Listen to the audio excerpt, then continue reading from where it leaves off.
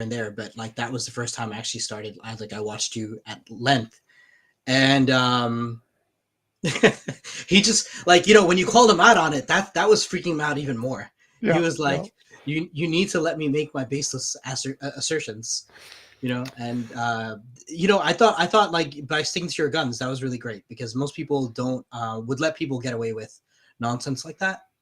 And you did a great job, even though the moderator was like begging you to just let him keep doing what he was doing. Yeah, James's moderation is not the best. Well, in general, though, every time a moderator, if they even appear to take sides, there's always like people talk about it for weeks and weeks and weeks afterwards. And so a moderator has his or her own credibility to worry about. But and normally, like in every other debate, I've probably seen like presidential debates and stuff, like, of course, yeah, moderators shouldn't be taking sides. But I think that's the only time I've ever run across, and it's like, I really wanted to hit the moderator on the head and be like, he's abusing all the rules of decorum and decency, by the way he talks and argues.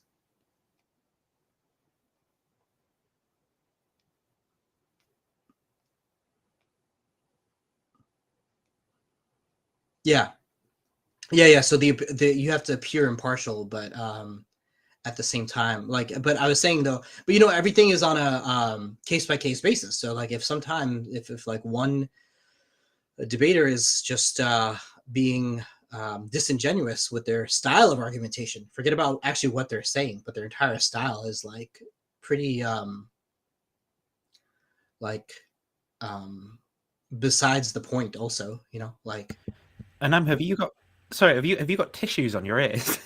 Yeah, sorry, that's me just stopping the sweat on my I see earbuds.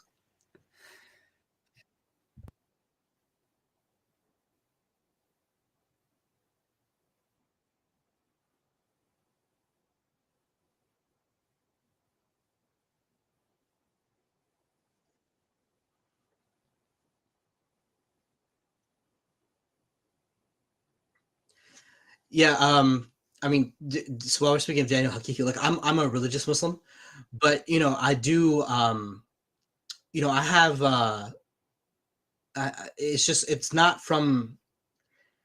It wouldn't be the way Daniel Hakikatu goes about it, because it's like this reactionary fundamentalism, which like I had to grow out of. But I think like one thing he was harping on like recently on his own channel was there's Ilhan Omar, who's the U.S. representative from Minnesota, and she wears a hijab, but she votes, she's a Democrat, so she votes like pro-gay, pro-trans things. And as a religious fundamentalist, he like freaks out. So he had a big post on his channel about how she's anti-hijab, and I had to be like, she literally wears hijab in the U.S. Congress, so she can't, because she was supporting the protesters in Iran, the women who want the right to not be forced to cover up. And so like the whole crowd was just like piling on Ilhan Omar, and it's like, well, she clearly can't be anti-hijab because she wears the head covering herself. So his entire idea of being religious is being as reactionary as possible.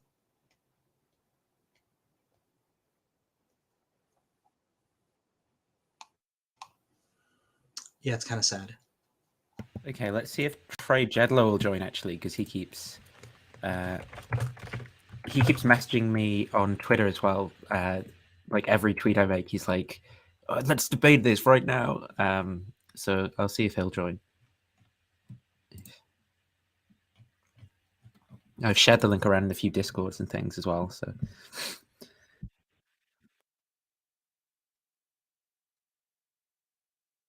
Oh, okay.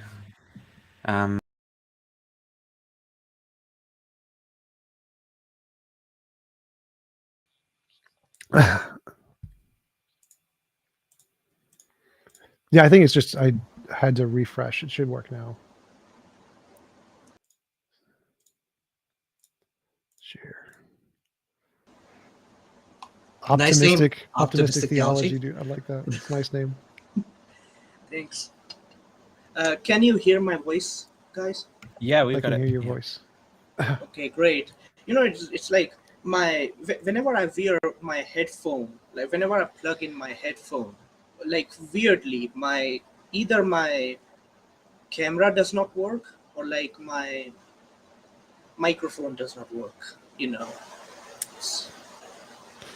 That could be in the settings where it like selects your default device, because I had to deal with that too, because I have like 3 TVs and they would switch the audio from the default microphone, or the default like speaker from each of the different TVs whenever I plug it in. Would you mind just muting yourself when you're not talking though, just because I think you've got like quite a lot of background noise coming through as well. Oh, okay. Sorry, just. But if you're about, but I think you're about to say something, so don't worry. But just when you're not talking. Yeah, I'm going to mute myself right now. Okay, I thought you were about to say something though as well, so don't. If you have questions for Tom, that's kind of like the point of calling in, I guess. So, Tom, if I could, Yeah. Nathan, you've been making more explicitly atheist videos lately instead of just generally agnostic. Oh, I did want to ask about that. Are you an atheist again? Because last time we talked, you were a Christian. Yeah, I'd say atheist now. Yeah. I think last time we talked was probably about a year ago, really, almost to the day. I mean, it might be a couple of weeks, give or take. So, yeah, I think the position felt too strong for a while, and it felt dogmatic. And I think that's largely because of basically the rhetoric of apologists as well. So it's kind of, it's like so I think almost one of my first debates that I watched online actually was when you debated inspiring philosophy back in the day, like maybe 3 or 4 years ago now, right? Yep. And I remember you saying like I'm a naturalist to IP, and I remember him saying like, oh, you don't want to be as if it was like a dirty position or something, as if you just said I was a Nazi, the way he kind of reacted. And I don't, I didn't know anything really about naturalism at that point, but I just got the impression initially, well, yeah, naturalism must just be this really kind of repugnant position that only a kind of lunatic would adopt or something. And I think that they do a similar sort of thing with like atheism as well. So it's, well, if you're an agnostic, it's more sort of, you're responsive to reasons from both sides. It means that you're aware of all the arguments, but you're not being really dogmatic. But I don't think it has to be like that. I think you can say, look, this is the way that I think the world is. But if there are some good reasons to abandon this position and be a theist, I'm still open to them in principle. But I just don't actually think there are any gods that exist. And so it's like, yeah, that's actually a good description of my belief currently.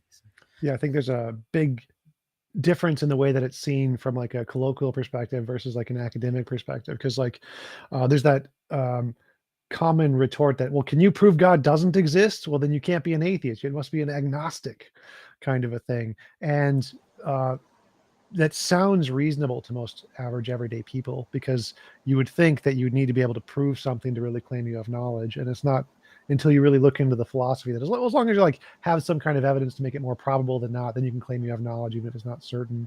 And without understanding that, it seems like you're taking on this massive burden of proof by being an atheist to say that you can prove there's no God, when really you're not. It's not really what it means. And that's why it's the sort of like popular atheists are like, well, what we mean by atheists is there's no reason to believe. That's why they did the popular definition instead of like the God does not exist one, to try to avoid that kind of criticism. I think it's sort of like if you go up to the average person, right, and you say, well, what's your argument that shy intuitive fairies don't exist?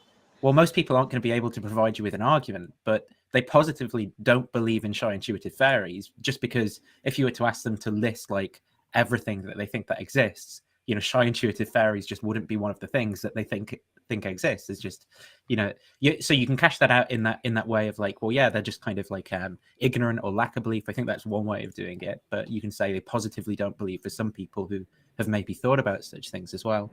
And I think that, yeah, the way that theists kind of try to present the discourse is as you said, like you've got to have this argument against the position, but that just, it's more like it's just an entailment from naturalism, right? So if your position, if you kind of slide more towards a naturalist worldview for metaphysics, whatever, as I happen to have done, it just sort of follows that there aren't any gods that exist, right? And it doesn't mean that you're not open to changing your mind or anything like that, but that's the way I've gone.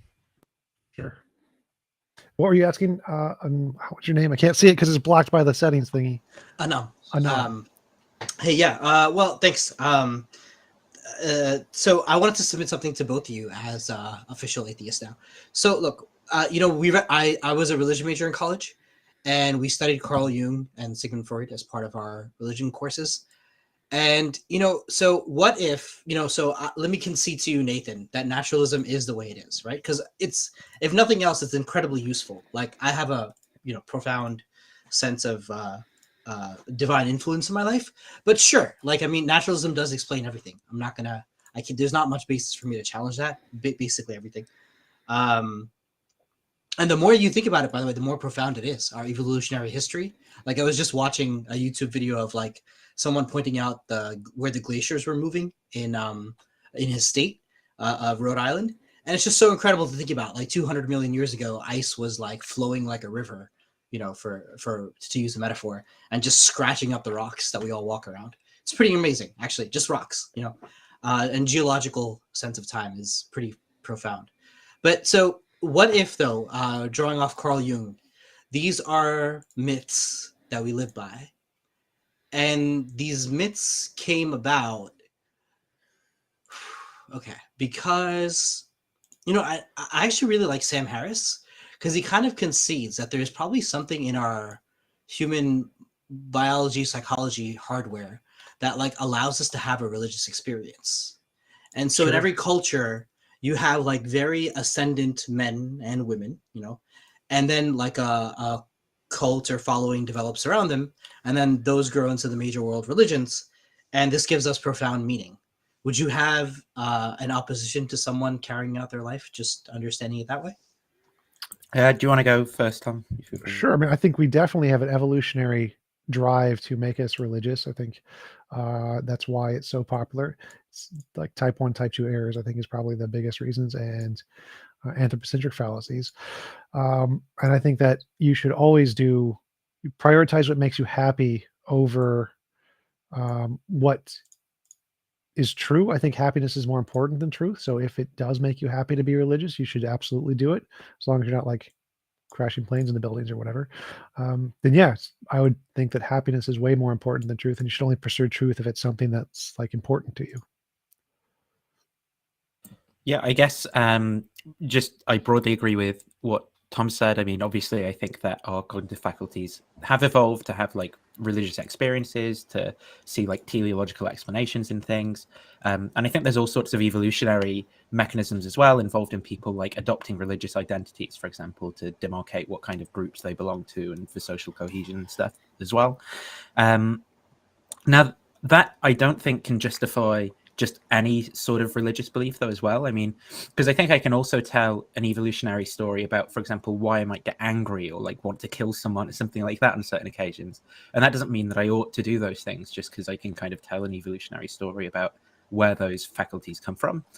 But I also don't think it just completely undermines it for everyone as well. So the type of religious belief that I'm really bothered about sort of disavowing people of is where people's religious commitments, where there's like a competing epistemology with mine that then makes truth claims about the world, right? So if someone's religious beliefs are basically about, making them happy, maybe there's a few kind of like ethical things where then they participate in a social group or they love their neighbor or something like that, I'm sort of fine with that being the way it is. But when they start saying, the world's 6,000 years old, or you shouldn't get a blood transfusion or something like that, that's when I care about kind of like disavowing the person of their religious commitments, because then they've now like adopted a kind of competing epistemology with mine. Now they're making claims about the way the world is that come into conflict with the way that I think the world is as well, and I don't think that that's okay when there are like bad behaviors that lie upshot of those beliefs. Do you want to say something? Yeah. Thank you. Yeah. So like, I got really excited about this because like my channel, my YouTube channel is to counter, stuff like that kind of stuff, fundamentalism and like traditionalist views about like eternal hell and stuff like that. And like when Tom said, like, I think like he said like happiness matters more than truth, right? And I mean, I think I agree with that somewhat, but what I would say is that like in apologetics, there's this like they would say stuff like you should not, you know, go with your feelings or moral intuitions, but go with what is true. And it's like they pretty much appeal to like their books, you know, scriptures and stuff like that. So it's like it's almost like question begging, you know. It's like gee, they just get so we just end up discussing whether their scriptures are true or not, and whether everything in those scriptures is true or not, you know. Like because if like I think Tom, you are a moderate deontologist, right? Well, I'm a moral realist, not a deontologist, though. Okay, you are just a moral realist. So do you have any sort of normative ethical view, like Yes, I think there is an objective morality. yeah, I mean that's like a meta-ethical thing, right? Like yeah, objective. I'm also a moral realist, but like normative ethical theory, I mean, like, do you subscribe more to like utilitarianism or consequentialism or like a Well, sort of I have my own version. I wrote my own model of morality, so you could probably interpret it to be some kind of consequentialist in a vague sense, where it's the best thing to do is the least involuntary imposition of will or something.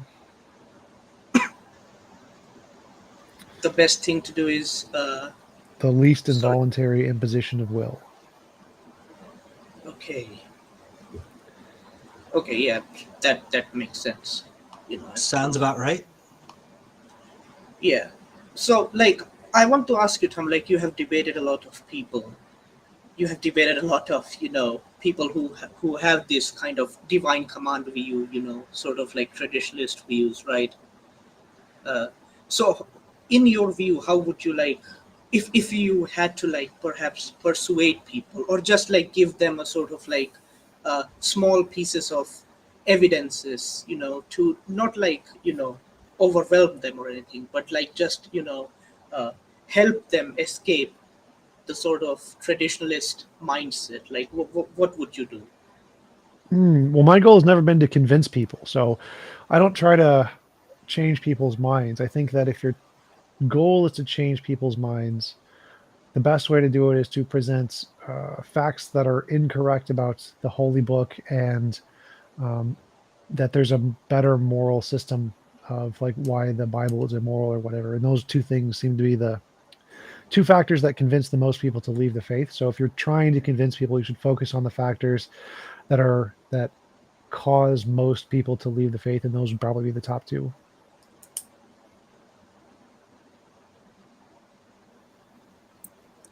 Is it always like the facts that convince them? I think I've heard that like even like I think that there's a book written by a philosopher of science about how to convince people out of like flat earth and those kinds of beliefs. And facts do play a sort of role, but they are not, I think, sufficient or like enough to, you know. Well, so there was a poll. There's been several polls done of atheists asking why did they leave the faith, and it's like the top two answers by far are, one is scientific contradictions with the Bible, and it was in America, so it's biased towards Christianity, but it was scientific contradictions with the Bible and reality, and the second one was moral contradictions and like LGBTQ issues and the Bible being morally corrupt. And so those are the top two reasons most people polled had left religion.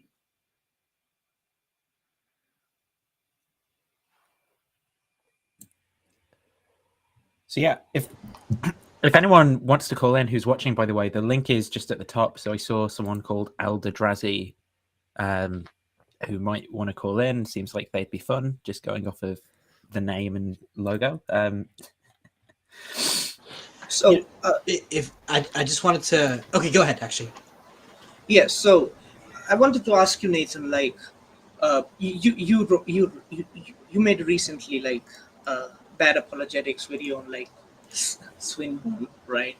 Swinburne, and some people were quite annoyed by that.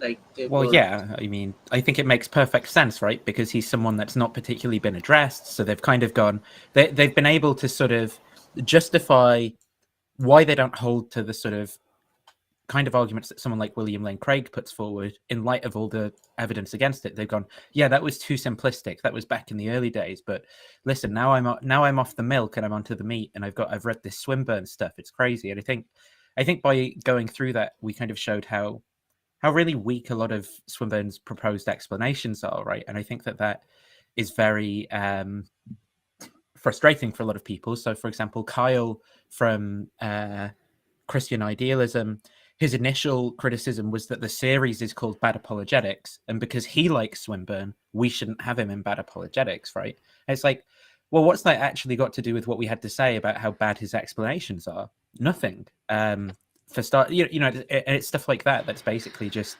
emotional based, really. Wait, this could be a good argument. Like somebody recently sent me on Twitter the Muslim apologist tier where you got like S, A, B, C, D were the things. And so if comparatively Swinburne is like better than all the other ones, then you couldn't call him bad, right? Because he's only like D tier. Wherever else is well, like yeah, F tier. that's relatively, yeah, that's true. Yeah. I think there's such a low bar that you would have to call that good apologetics, like relatively right. But I think the point of the series is just to have a name and then to call out the ways that these arguments fail. And it's like, well, look, the argument still fails, even if you dislike the kind of name of the series that we've called it, and don't think that this person has to go in that particular series because of the name. Sure. But sorry, anyway, I interrupted the rest of the question. Oh, hello. Hey, how's it going? Not too bad. Well, yeah. What were you about to say? It is really bad, and then you went, well. Let's just say I've been better. I got a vasectomy a few days ago, so I kind of have that instinctual response when somebody says, "How you doing?"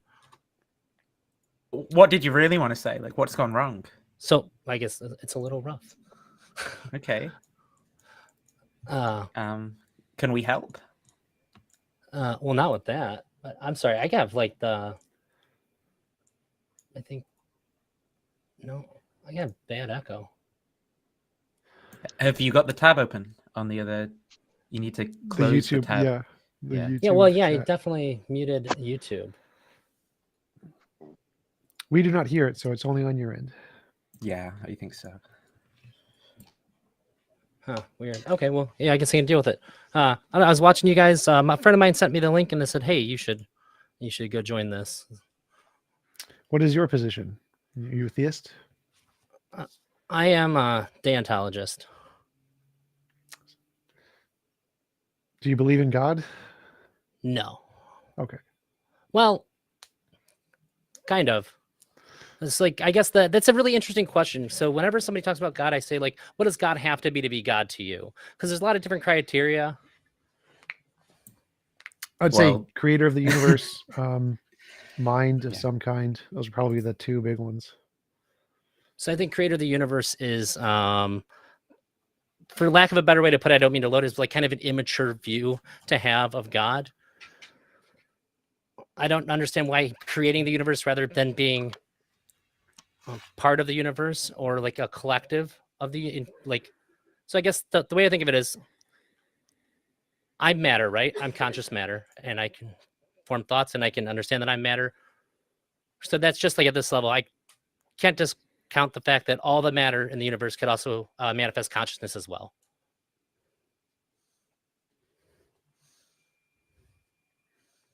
Okay, so you're like a pantheist. I'm sorry, what was that? The echo kind of. Pantheism. Pantheism is the view that God, the universe is God. That it's like a collection. Well, I certainly can't discount it. I think any larger amount of like matter than like the kind of beings that we're used to, like humans and animals and all that, if it was like a larger collection of matter and like energy that has emergent consciousness, we'd probably call that God, no matter how expansive it is. Okay, if no people existed, would there be any centers of consciousness in the universe? I'm sorry. Can you repeat Yeah, that? sure. So on your view, imagine that the Earth gets blown out of existence, right? Mhm. And there's no people, and there's no aliens as well, just to kind of rule that out. Would there be any kind of mind in that world? Would there be like a center of consciousness? In the world, like, I don't know. There might be. It just seems really silly to say that consciousness can only arrive at like this scaling. It seems really weird that like I would say it's probably Why less does it likely when we seem go silly? down. Well, because I don't have any reason I to mean, justify you it. maybe just mean like not argued for. Do you think if I have a headache and the doctor puts a band-aid on my toe, that's like just as good as them putting like an ice pack on my forehead? No. So I guess the idea is that I know that matter, like the building blocks of the universe, whatever you want to call it, has this property that says it can become conscious, it can become aware, it can become self-aware. And I don't understand why we limit it to where we're at. It seems incredibly biased, and it seems like we're limiting the understanding of what that could potentially amount to. And we know that it's not just humans. We would certainly say that animals have consciousness as well. We're seeing things through this lens at our level, or like our scaling of existence. And there does seem to be some kind of suggestions that the universe behaves like really fractally. Like we have like our atomic structures look a lot like planets and things like that. And we see like a lot of really similar patterns throughout nature. So it just makes me, I have no reason to think that at this scale, consciousness can only exist within this like tiny little here's frame. one reason though. So the previous question that I just asked, right? So imagine you have this headache. Are you going to put an ice pack on your forehead, or are you going to put an ice pack on the table over there? And why would you potentially do one of those things rather than the other? If I mean, isn't that just an arbitrary bias that you'd put it on your forehead rather than on the table? No, because I've seen ice packs on tables and they didn't affect my head, but I've never been able to experience a larger collection of matter and how it would experience it. You're kind of like, it's kind of like me saying that if we knew for certain that there were beings on like another like exactly where we're at, just like parallel, but and we knew it for a fact, I would still have no idea how to tell you like how to explain what that would feel like, or how I could like fathom any of their experiences, but it wouldn't make it any less true. Okay, Right? I guess just because something's not like able to be grasped by us doesn't mean it has to be disqualified. Like we know for a fact that matter has this property. Right, but just because we can't disqualify something doesn't mean that we should believe in it. It just does nothing either way. Sure. Well, my reason to believe is that I know that matter has this emergent property. I just don't know where. Hang on. Come on, you said about 20 things, and Sorry. I think we need to sort of slow down a little bit and maybe like stick on some individual claim, and then maybe we'll be able to make some progress, right? Okay. So I heard you say quite often that that you just didn't have any reason to kind of prefer the idea that consciousness only exists, for example, in things like brains or nervous systems over anything else, right? Is that correct? That's what you believe? It seems like that's how we experience it. It seems to point that way. Sure. Okay. So why is it that, for example, you might not want to step on a puppy, but you don't mind stepping on the pavement? Because for all you know, couldn't the pavement be experiencing pain in the same way that a puppy might? Yeah, sure, that's possible. I don't have any reason to think that it does. What we would say is pain, how we would identify pain, there is nothing that signifies that to me. But when we're dealing with something but this is still like, these are all things that are easily viewable through our lens. Difference, though? Isn't that then a relevant difference between the two? Isn't that a reason to think that, in fact, okay, you can't absolutely rule it out, but because there's no discernible difference either way, it's not a reason in favor of it either. So maybe we think, okay, the puppy's in pain if we stand on it, but the pavement isn't. Isn't that a relevant reason? Okay, sure. I think the reason why we're talking past each other on this is that you're attributing consciousness, which is true, to like biological organs, which is absolutely true here. But I'm also looking at it and saying that it's kind of a fantastical thing that whatever makes us up, like I don't know if how far down the like chain of like quanta we want to go, but the things that make us up can form in a way that has the emergent property of consciousness. And it seems like this Well, works I really don't think well. it's emergent, but I would say I agree that it's like really cool that there are conscious things. Yeah, so I know that matter has this property. The matter arranges itself in a particular way. Consciousness is. Experience happens. So when we go up in scale as well, there may be ways that it can form to have something either identical or similar enough to where if we could interact with it, we go, oh, this is like what I experience. It might be a little bit different. Yeah, okay, Similarly sure. to how our experience to an ant's would be different. The ant could never fathom us. Yeah, I understand what you're saying. So I think that this is the argument that a big universe looks kind of like a brain, right? So the universe is probably conscious like a brain if we think brains are conscious. Is that sort of what you're saying? I would have never put it into that framing. It's just as simple as that. If matter can become conscious, because I am conscious matter, I don't feel super comfortable saying that it has to be exactly like this. It has to be within a frame that I can examine and interact with for me to say that this is how it has to be always. So for all we know, right, the universe at a large scale is conscious. Yeah, there could be a collective consciousness of all the matter for all we know, and it would be impossible for us to interact with. Similarly, for all we know, the universe at scale isn't conscious. Sure, I would say the only thing that leans me towards one rather than the other is that we know that matter does have this property. A particular to become like self-aware, scale. Aware and then self-aware. Would you say the same thing about every property that matter has? Like water is wet. Is the universe wet? I would say that the universe can be wet. We'd have to look at it in its entirety and determine like how much wet versus dry, and then we could come to that conclusion. Sure.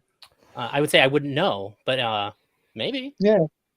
Well, so one of I the don't things... really know how to answer the question if the universe is wet. Like it has wet parts. Maybe that makes it wet. There's a lot of wet things in the universe. Yeah. Yeah. Well, so one of the things I'd say is seems to be this property that information can't travel faster than the speed of light. And the universe is big. So to think that there's like some kind of contravening consciousness that spans the universe doesn't seem to make sense to me, because even if the universe was an entire big brain, there's no way for the idea to go from one side of the brain to the other because it's just too big. And so I think that it just goes slowly. Why are you ruling out non-physical thoughts in the Uber brain? Well, I was going to say, I might give you some fuel to meme on me here, but it seems like when we change scales in physics that the same rules don't necessarily apply. Even when we look at, there's a lot of things that we can't explain about the behaviors that we witnessed in like large celestial bodies that don't seem to line up with our ideas about physics. And certainly when we first discovered the super small parts of the universe, it broke all the laws. They were like, this shit goes right out the fucking window. So if you take the entire universe, which is, we have like estimates that are based on what we can observe, and I have no... I think we understand, right? This is just kind of, I guess, to drive the point by saying, yeah, it's like pretty wild, whatever. I think an identical argument can be constructed, you know, as Tom was sort of suggesting for wetness, but I think you could do it maybe for like the universe photosynthesizing or something, right? Like something like that. You could just say, well, look, like photosynthesis, it takes place at this particular scale in the leaves of plants. But I mean, look, planets and solar systems are kind of like atoms in a way. And then you get at this big scale, and the universe is actually kind of like a leaf that's photosynthesizing at the big scale. And you can make an identical argument, I think, for that. For all we know, it's like that. I mean, you can't provide me the reasons against. And maybe it is that like photosynthesis seems to Eldrazi more like a mechanism, and consciousness is more like this, I don't know, like private essence kind of thing, which you can't in principle detect. I guess I don't understand why that makes a difference, though. If the relevant feature is that there's something that exists at a particular scale that doesn't at another scale. And so the way that the argument's working then is that for all we know, there's a similar thing that happens at a further scale somewhere up, right? And I think you can just make the same case for photosynthesis, where you say, well, photosynthesis, it works at this medium scale, doesn't work at the smaller scale, but for all we know, things come together at this bigger scale such that they're photosynthesizing there. Okay, I understand what you're saying.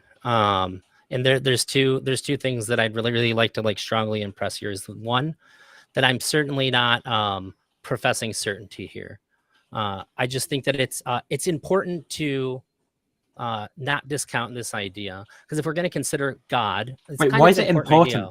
Well, What- I was getting there. So if we're talking about God, which would be say like, can we at least agree that in this context, when we say God, we're talking about like a larger, higher consciousness? Is this like is this vague enough to like meet the qualifications that we'd all agree on?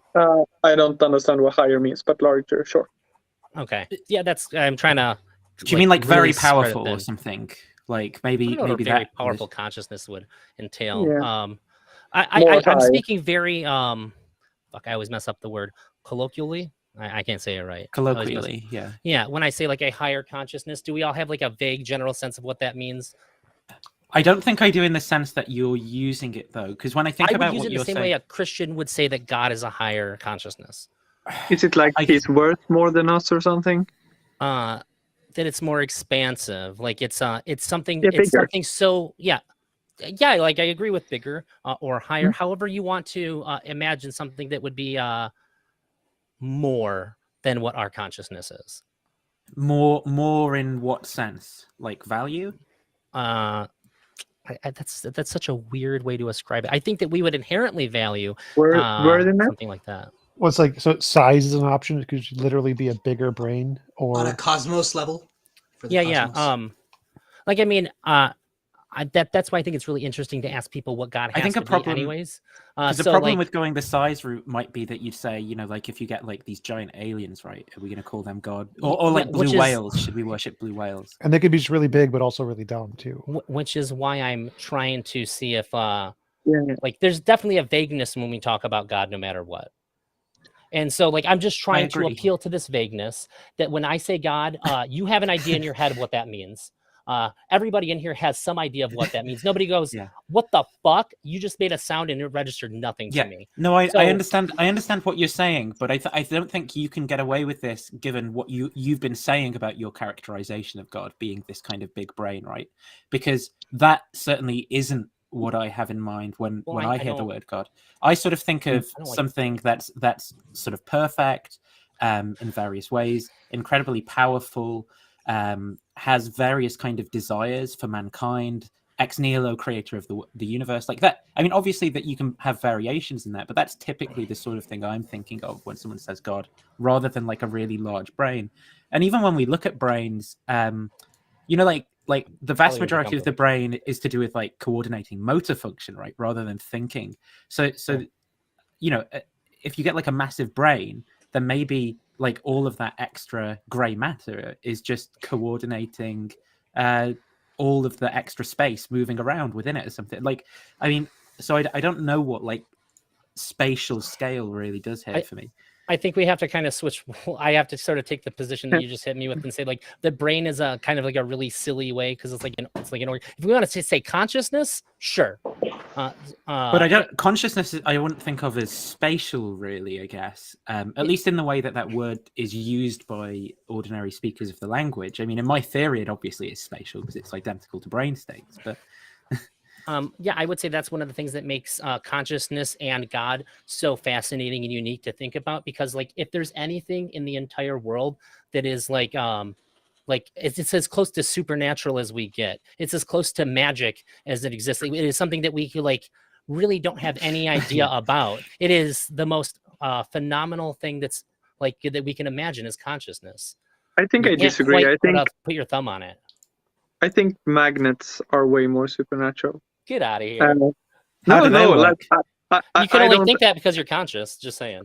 But how do they work? But like they just move. That's insane. I mean, I'm sort of serious when I think like we just made a mistake where we placed magnets on the like natural side. Like they should just be on the supernatural side. That's they're insane. Same with gravity as well. That's pretty weird. Like, I'd go with entanglement. I think entanglement is pretty supernatural. More than consciousness? Yes. You know, TJump, you said a little while ago that you don't see how, because it's at the speed of light, you don't see how God could communicate from one side of the universe to the other. But as you know, quantum entanglement is faster than light. Yeah, but it's not information Based. traveling faster than light. So even though Yeah. it causes collapse, you can't transmit information from one side to the other. Well, entanglement That kind of is implies true. that it's no travel, right?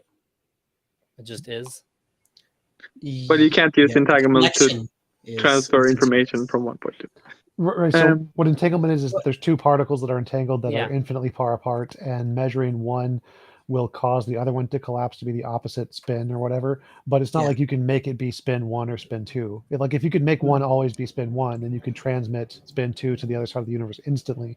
But it doesn't happen that way. So it's not like it's still going to be random whether it's spin 1 or spin 2. You're not actually conveying also, that's it. information. That's on like one of 3 interpretations of quantum mechanics. That works. I mean, we're not even sure that's the right one.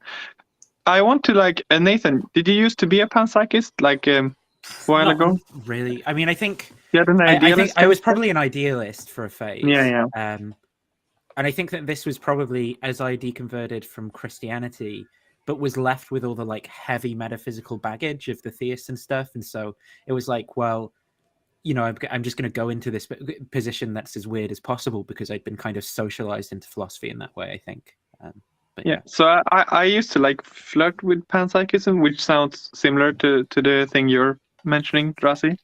And you know, I can relate to the sort of thing where you're like, well, I know I'm conscious, and presumably other people are conscious as well, and presumably monkeys, and presumably mammals, maybe lizards, and at some point it feels and it sort of feels arbitrary to but not mice, or I wouldn't say that. And yet feel, Yeah. but it feels weird to put in a stopping point, and I get the sort of simplicity charm of saying hey, let's just not stop. yeah, Let's put it just everywhere. whatever. Yeah, whatever. Yeah, the way I wouldn't be well, I have a weight, and other mammals look, has a I weight. can't but tell you. Presumably not flies, right? I can't tell you exactly where the border of the country is, so the country must be everywhere. Well, I didn't. That's the thing too. You keep acting like I'm proposing certainty about this. I just No, think it's it's not really certain, good to keep but in you're mind. saying something, right? If you're saying something, then it has to have some content to it. It can't just all be so I think you can say something clearly, but be like, I'm not very confident in this. So that's what I'm nitpicking about is actually adding content to what you're proposing, not how confident that you are in that particular content, right? But if it's just vague, it's just way faster to not add in all the steps of vagueness that you all the hesitations. So maybe it sounds like he's proposing things that you wouldn't say because he's not adding in all the caveats. Let's say, have you seen the game where they place there's a quiz show and they get to place money on each option. So there's some question what's the capital of Iceland, and there's 4 options: Reykjavik, Oslo, Stockholm, Multiple choice. Gothenburg. Yeah, and then you have you start with $1 million. So then you get to place your money as much money as you want on each alternative, and then all the wrong alternatives the money will drop. So all that money will disappear. So if you're really confident, you can just place all your money on Reykjavik. But if you're unsure, you could place your money, sort of split. Let's say the question was is the universe as a whole conscious? And there was 2 options, yes and no. And you had $1 million. How would you place them? Would you place most of it on yes and someone, or would it be 50-50? I'd probably hold on to $100,000. So wait, that's 900,000 yes, 100,000 no. Okay. So the thing is, when I'm talking about this, I get caught up on a lot of silly things is the universe a leaf? When it doesn't seem to be. I don't think that's silly. For all I know, the universe might be a leaf. I have as much. So what I don't. If you don't want me to call your view silly. If you don't want me to call your view silly, please don't call views that I think are on epistemic parity with your view silly. Okay, well, I guess with as far out as I've been able to explain my idea, that probably tracks. But with as much as I consider my idea, before getting questioned about it, it does seem silly when I have my whole idea in my head. Does that make sense? I'm saying that what I actually think that would be silly. So I agree. Yeah, sorry. What evidence do you have to think that this is more than just possible, but it is the case. So I think it's like it's logically possible that the universe is a leaf. There's just it's a giant leaf of some kind, but I don't think there's any reason to believe it's true. And likewise, I think it's possible that the entire universe is conscious, but I see equally as little reason to think it's true. So do you have any reason to believe this is the case other than simply the fact you think it's possible? Sure. So I think that one of the reasons why it's worth considering is there a God? Is God at all? Is that for pretty much as far back as we go, God's been on the table. Why? Well, When this is a somebody reason says to to me, consider the view, but it's not a reason to think it's actually true, right? I think that's what Tom's asking for, justification for the view rather than why it would be important if it was true. Okay, well, like, hold up. Let me finish it. So, God has always been on the table, and one of the reasons why God has always been on the table is that people report having revelation. Like, I don't know how many other things where people have no contact with each other, where they all sort of arrive at a similar conclusion like this. We have cultures that expand through time, like vast amounts of time, all across the world, and they all have like really similar conclusions. And I think that indicates that there's something occurring here. And I'm not very comfortable saying like this person's right or that person's right, but it seems like there's a pattern. How does your theory explain this data point? Yeah, I'm sorry. How is it that your theory explains this data point? So how is it that this sort of scaled up mind connects to any of this stuff that you're saying is kind of weird? Well, so let's take for granted there is like a collective consciousness of the universe. Okay.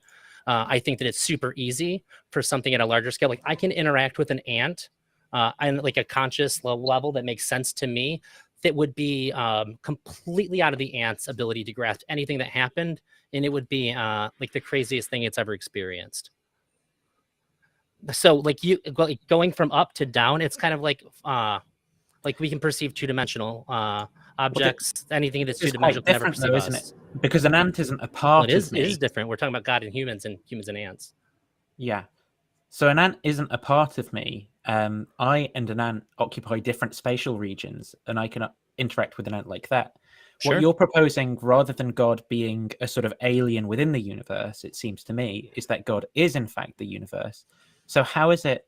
What's your proposed mechanism of how this agent is interacting at these particular places with human mind to reveal itself to them or give them a sense of something more? Like what actually is your explanation here of the data points?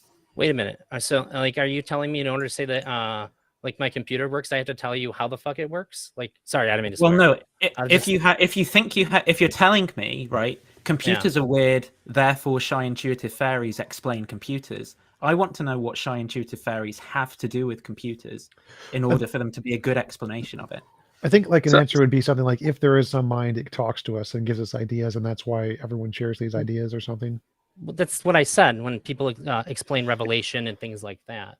So I thought that was like off the table for explanation since I had already proposed this. I think it's kind of weird. Given that this mind exists at the scale, what I'm saying is, what's supposed to be this kind of like mechanism here, or this rule of nature or whatever, such that this might, because I think just saying it just does, right, is just to kind of re-describe the thing to be explained, because you're not explaining anything. Sure, I would say that if it is the case, it would be impossible for me to know how it does interact. Like, how does one know the mind of God? I think that would be a very, very silly question. But then you don't have an explanation, right? You've just repackaged the thing to be explained. Look, I can give like a test answer, like something that I think would satisfy like the sort of question I think Nathan is asking. So you could imagine that this giant brain somehow is like poking the nerve ends of like human brains, and it can sort of poke them in such a way to like give them information that they feel like, oh whoa, like God is speaking to me. Well, I think I'm uncomfortable making I think the way my idea of how this God would function, I would be super uncomfortable proposing a way that it would mechanically work. Because if it does exist in this way, I think that one of the properties that it must have is that I would not be able to understand the mechanisms by no So more than a let's third compare this as dimensional. an explanation to shy intuitive fairies, right? How is it any better than my proposal that shy intuitive fairies explain all of the various religious experiences that people have, right? So and when we talk about the makeup of them, is that something that we know to be real? Yeah. Oh, okay. Explain that to me. Well, because they're shy, right? So I never see them. So when all the times that I haven't seen them is evidence in favor of their existence. They're I think you misunderstood intuitive, the so question. I intuit that they exist. You're misunderstanding my question, I think. So what I'm Okay. saying is that there is a consciousness that is made up of the same things that cause consciousness that we know exists, or like as much as we can fucking know anything. It's made up of this. So I'm telling you what it's made out of, and then I'm telling you why I think that there is evidence for it, and it is this result over here. I'm just asking you, can you give me that for your shy intuitive fairies? I've said that the data point you've pointed to is actually evidence in favor of shy intuitive fairies, you see, because we have all these religions throughout history and people having religious experiences. And I mean, how do you explain that? Well, shy intuitive fairies, of course, because shy intuitive fairies have shy intuitive fairy society, and they want to interact with humans occasionally from time to time and cause them to have religions. It brings them a lot of entertainment to do this. It brings them a lot of joy and pleasure to interact with human societies and give people religious experiences and have them form different religious cultures. Now, you might ask me, how do shy intuitive fairies interact with people to give them religious experiences? But that's to say I have to know the mind of the shy intuitive fairies. I'm saying if there are these shy intuitive fairies, then that they're utterly beyond anything that we can comprehend. Luckily, they're intuitive, so we can know of their existence. But I mean, beyond that, it's pretty difficult. Can you see that what I'm doing is on exact par with what you're doing in terms of the explanation? Sure. Can I pose a hypothetical to you that might help explain things? So let's take for granted the Christian God exists, right? And the Christian God wants to communicate to a person. Would you say that this would happen between one? I can only imagine it happening really one of two ways.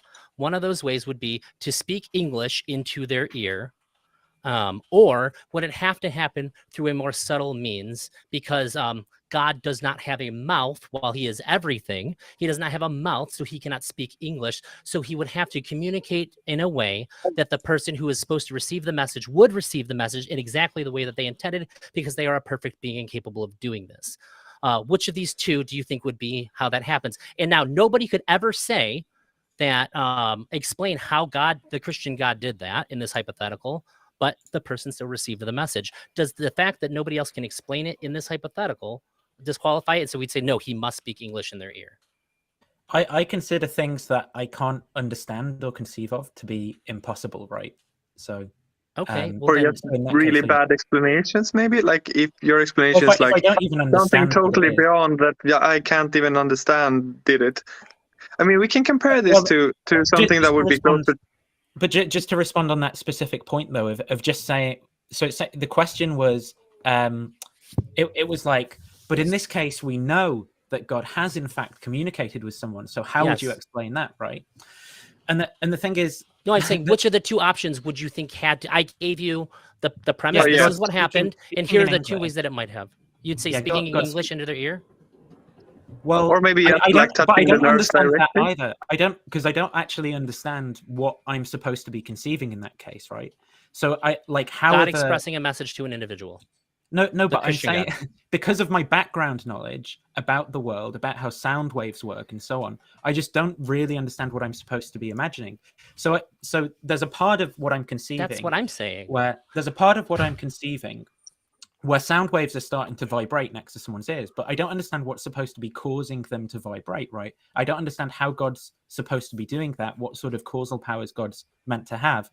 And so I sort of don't consider this to actually be a possible thing, because I just can't really conceive of what this causal power is supposed to be.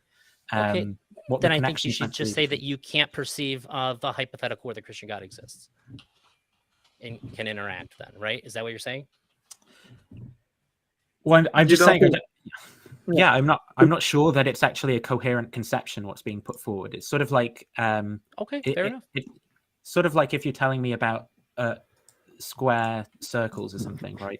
Well, I wanted to go back to He said that because there's a consistency among beliefs of all the different people groups, why would that be the case? And I'd say that's the case for all fallacies, biases, illusions, delusions. Every product of evolution and interpretation of data is going to be shared among people. And so if I show them that optical illusion of the Rubik's Cube that has orange in the middle of both of them, but one orange one's she's really dark and one is really light.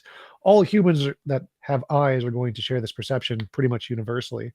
And I wouldn't say this is evidence that it is actually the case that this exists. I'd say because we have an evolutionary mechanism that causes us to have light cones that process light in this way, that's why they see these things. And I'd say the same thing would be applied to a god.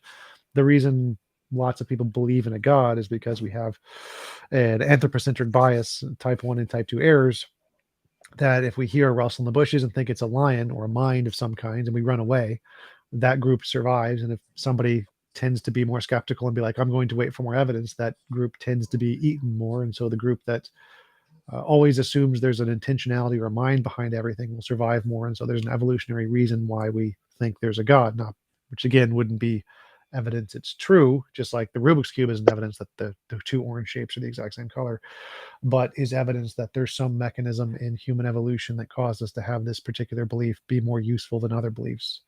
So why would the fact that lots of people have a belief about God give us a reason to believe there is such a thing on the universe scale? Well, I said that not only do they, without communicating with each other, but they are so very similar. Now, if you want to say that the explanation that people came up with an explanation from God because they heard rustles and bushes, and then they came up with like these mythologies that are so remarkably similar to each other. Like, I've never heard a rustle of bushes and like, oh shit, I get it. I know how this all works now. Like, why does that happen to anybody now? What's the similarity, sorry, between all of the beliefs that people have? It seems like humanity has had a consistent theme of interpreting deities, whether it be what's the similar features between all of them? That they have for the thing that you're going to pick at me and say like they are like higher beings. They exist like not in the same way that we do. That they are mostly imperceptible as they actually are, so we have to like like use metaphor and things to like describe them. They all have fantastical, impossible stories attached to them, and it just it seems like there is a very common theme that I guess if you want to say that that's not quite true, no deities are so the Greeks believing like that the gods have physical bodies and live on top of Mount Olympus, right? That seems quite different from people who are classical theists and Thomists, from people who are ancestor worshippers. So, sure. I mean, I think you're sort of getting this free lunch on saying that people have all of these similar beliefs, when I think the content there is actually very different between them. And I think that's another part of some this people might well. have to interpret it that way. If you can't imagine something that doesn't have a physical form, you're going to put it in a physical form. I mean, let me put it this way. I'm not proposing that everything's identical. If everything was identical from all these different cultures, we would never have this conversation. I think that early enough people would have just been wholly convinced, would have all been on the same page, and we would right now take it for granted that whatever God that they interpreted would be God today. Well, doesn't that mean that's not a similarity? So if some people imagine God to be non-physical and some imagine God to be physical, I think actually the majority of them are closer to physical. Doesn't that mean that's not a similarity between the ideas of God? Also, I want to... When I say there's similarities, it doesn't mean... like you're just pointing out, like, well, this is dissimilar, so that takes away the part, all the other things. It means it's similar. Wrong that they're similar, right? Well, what are the things that are similar that are important for establishing the argument, right? That was my question. The things that I just stated. So one of the things you stated was that it was common in all these cultures that these gods were imperceivable. I think it's kind of easy to explain why all. Yeah, it's kind of easy to explain why all the cultures' gods would be imperceivable.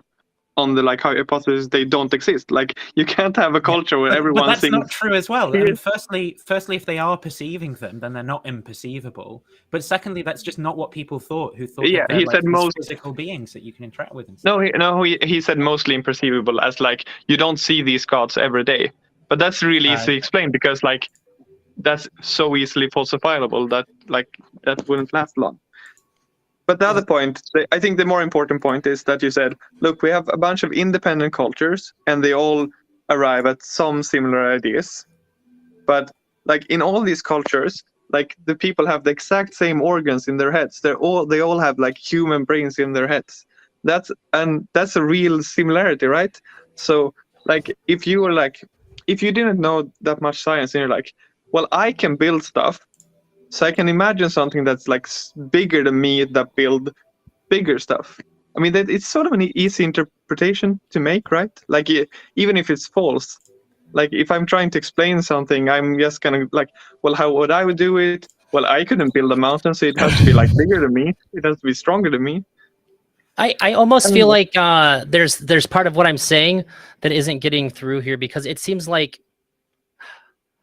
I almost feel like you can't disagree that there is like that when you have matter arranged in a certain way, we get consciousness. And then to say like, well, this is the only way it's ever going to work ever seems very like, well, sure, no one's intellectually immature. I don't say that. Yeah. No one has pushed back on that, and I don't think that thinking that is of my those as biggest intellectually qualifier. immature. And But then that's the other possible things are- thing. So that means that it's possible the universe is conscious. So we agree, but we're going a step further than It's that. and also saying, yeah. why should we believe it's conscious? More than just saying it's possible. We agree it's possible. It's possible the universe is a leaf. But why would the universe being conscious be more likely than a universe being a leaf? Okay, let me ask you this. Let's say, for example, I said, well, actually, I have experienced revelation for myself. And although I understand that my organs can mislead me and make me think things that aren't real and all those things, however, I am obligated to trust my reasoning and my perception of things that are, I have to trust my senses and my reasoning applied to those things. Otherwise, I can't trust anything ever, and there's no point in me talking to anybody. My presuppositions go right out the fucking window. Just to clarify what I'm hearing, are you saying that in this example, which may or may not be actually why you believe what you believe, you're saying that you have some kind of revelation that isn't defeasible in principle by any reasons that anyone could provide you with?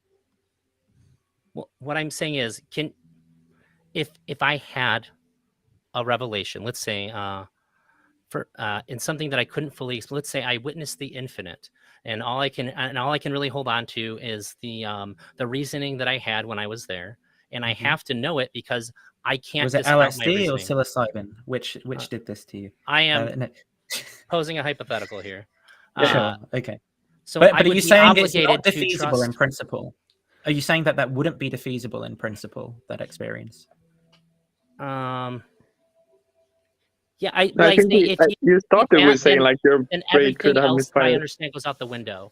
If you're telling me, well, in this one instance, so it's your not senses defeasible. and your reasoning, well, I said it is, but if it is, then everything else about my experience, like all of my experiences are now called into question, and I shouldn't be sure of anything. My presuppositions go out the window. My memories go out the window. In that very specific scenario, right? Well, then let's hope that nothing defeats that belief, because then you're going to go crazy, apparently. But in the case of all of the claims of divine revelation that people in fact have, so this would be revelation from particular gods, or people who have had psychedelic experiences and believe they've understood ultimate reality. I would say they don't have a choice but to believe them. Hang on, let me finish. In all of these cases, these people have been provided, there are examples of people who've been provided with alternative psychological debunking explanations for the experiences that they have, where it hasn't entailed that every single belief that they have has had to go out of the window in order for them to accept that explanation.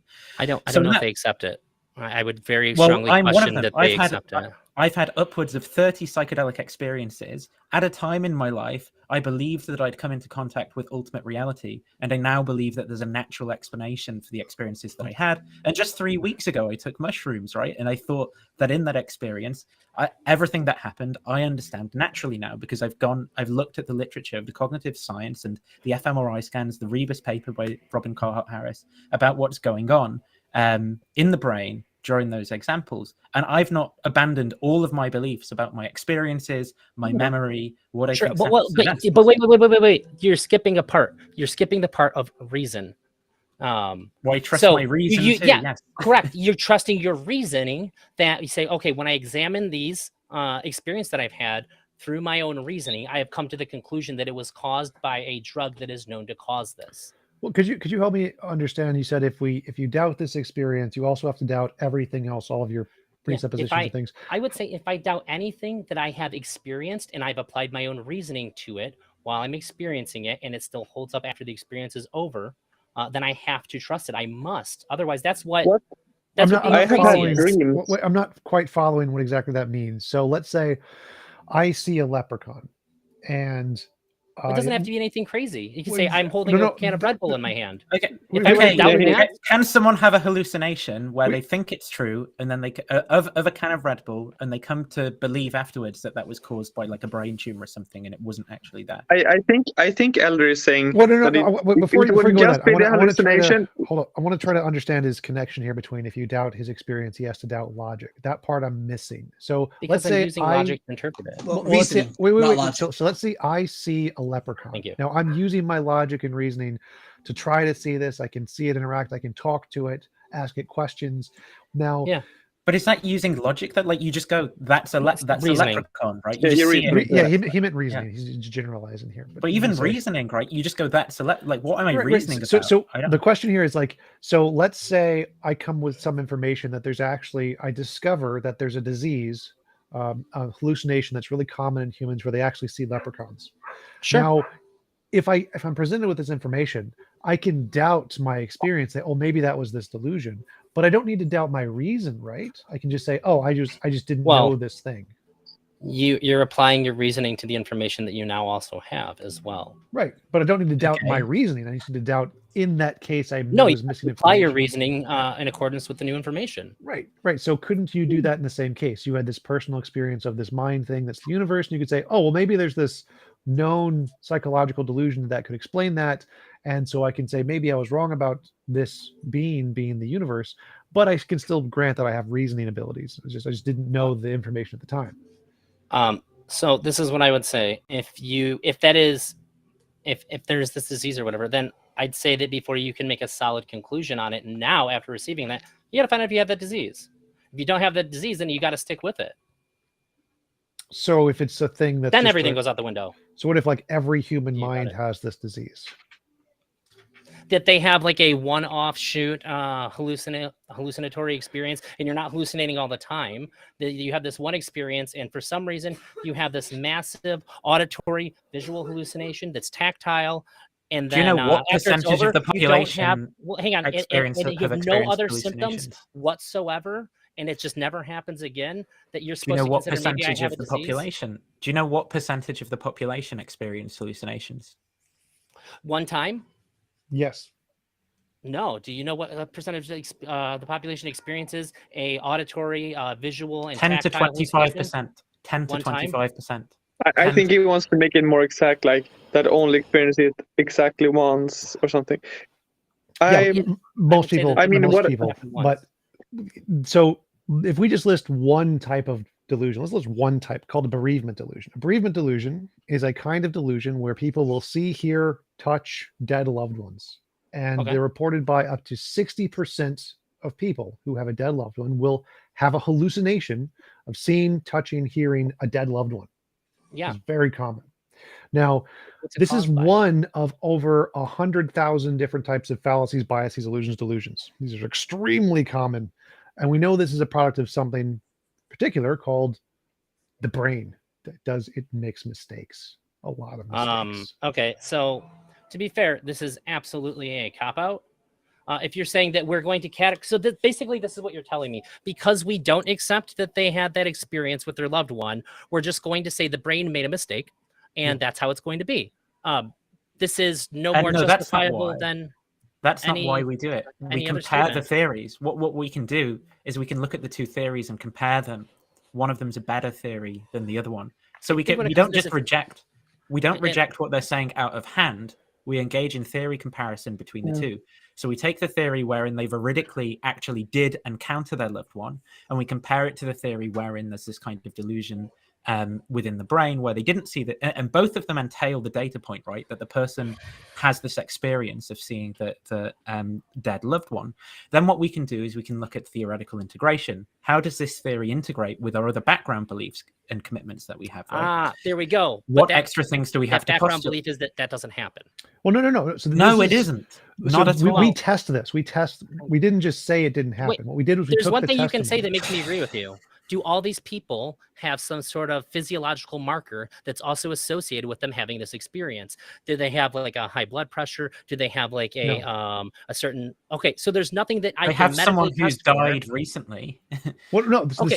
the similarity here is the connection between the Abdullah oblongata and the hippocampus. So it's because there is a strong sensation of emotional release from the Abdullah oblongata that is released to the hippocampus. The neuroplasticity of the brain causes an expansion of those pathways, causing them to be more sensitive, which means you have sensations of your memories bleed into your conscious experience.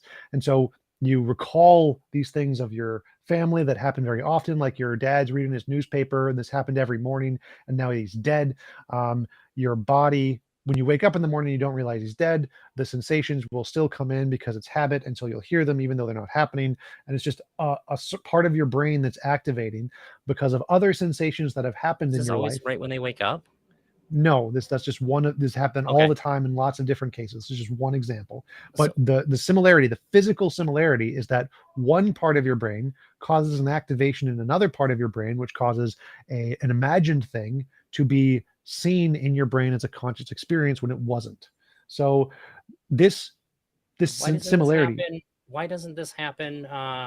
Maybe it does. Maybe Why you is can tell me that it doesn't right happen. where you go to? Why don't you just 'Cause stop for a I'm try- second and hang on. actually engage in theory comparison rather than immediately going, well, but what about like it's Look, so I'm actually defensive. I'm actually trying to qualify what he says. Like, look, man, I understand you don't like the things that I'm saying. It's but not that I think don't I like think them. that I think I'm acting It's that I don't exactly like as let's you let him- would. let I him don't ask like the the question. biased way that you're reasoning. Go ahead, Drowsy. What were you going to say? Why doesn't this happen when what? Why doesn't this happen then when there's other huge emotional spikes then? It does. Because I've had I have had and I've seen. Now let's try no, asking a question okay. like that in the case of dead people actually appearing to people on the alternative hypothesis. Why doesn't this happen all the time when people aren't grieving? Right? What does that theory? Why is it that you only ask this question because in the case of the naturalized X? No, listen to me. I can answer Why your is it? Listen to me. Why is it you only ask this question in the case of the natural hypothesis and you don't ask these questions in the case of the supernatural hypotheses? You're only skeptical for one of these. Why is that? No, I'm not. I'm of course I'm skeptical when somebody says that their dead relative has. Yeah, but why are you not visited them. asking these same questions of the supernatural theories? As soon as someone offers a I natural already know what the explanation, objections are. you- That's you why. Because I already know Well, you what those didn't objections know because are. when it came to your theory about this general mind, right? You hadn't even begin to think about the various content of that Well, theory. hold About, on, for hold example, on. what the laws are supposed to be, what the actual mechanisms are supposed to be that govern You don't know the what I relations thought between of. wholes and parts. Yeah, because I asked you and you didn't have anything to say about it. I may not have been asked or considered exactly the way that you've said it, and also this is a different setting for me to be. You just engaging didn't with have this an in. answer. Look, Okay. Nathan, I mean, we're currently in sort of a heated discussion with Eldrazi where it's sort of established that you and him are very much on different sides. So I don't think it's strange that when you pick an example, like he's going to pick the other side. I'm sure that if you just started to like But what's say frustrating weird for me, Oscar, supernatural, but what's frustrating for me is that I tried to ask very neutral questions, right? And we constantly get this what about for all of these natural explanations, which is where the content is specified, right? To a Yeah, but level of that's detail because- that we get nothing like in the opposing view. And I hate this bias. Like what it's so No, but obvious that's the bias in one but direction. the context of this discussion is that you're on the naturalist side and he's defending the other side right now. Like this is not a Well, I situation. want to where get off we're, the like, meta. I asking- don't care about the meta. I want to go like so. In this case, someone sees their dead loved one. They're using their rationality to try to assess that they're really there. They can see them. They can talk to them. They can touch them. And here, I know of this. This is a very common psychological condition. So I Sure. seem pretty rational for me to say no. You probably didn't. You probably had a bereavement delusion. And there is nothing wrong with your brain. This isn't like a psychological condition. This is very, very normal for people to have, because normal brains have hallucinations. It's very normal. And you had a personal experience of the divine. Now, I see that as a very common, well-known delusion. And I see it as the same as the kind of the bereavement delusion and the kinds that people have with religious experiences. Like, for example, NDEs, near-death experiences. People will see their favorite deity. And kids who have NDEs will see a large, fat man in a red suit with a white beard, Santa Claus. When you have an emotional experience of some kind, it can shock your brain into having hallucinations. It's very common. And they happen for all emotions. Like you mentioned, this is not just for death emotions or bad emotions. It happens for happy emotions too. That's why people can have love hallucinations. Very common. So I don't think that I disagree or don't understand that this is very likely the case. My question more generally is like, why would you think your case would be less likely to be a delusion than all of these other cases? So I proposed the reason why for God, and these aren't one-to-one comparisons. I think we can agree that whether like God exists or not in the way that I said is not one-to-one to this. And I do have other reasons for that, some of which I've laid out, some of which I didn't. Why are you adding And caveats so when I- before you even said when I- anything about the content? This is what's frustrating, right? It's such a weaselly explanation. Okay, well, maybe you should get really mad if I ask you that. I'm not trying to be. Well, no, because I can specify the content of the things I believe in detail. I don't have to begin by saying just be really generous and charitable, please, because Okay, I've I got guess all I these should. ad I hoc guess I should postulates do the in my things that work theory, for you to and help you understand, and not the and way what I that's don't going to wanna help me do- understand what he's saying. That would work really well. What I for don't want to me. do is have any of my positions falsified, guys. And I've got all these like wishy-washy explanations, and there's I'm not nothing asking that for them not to generalizes be and it doesn't integrate.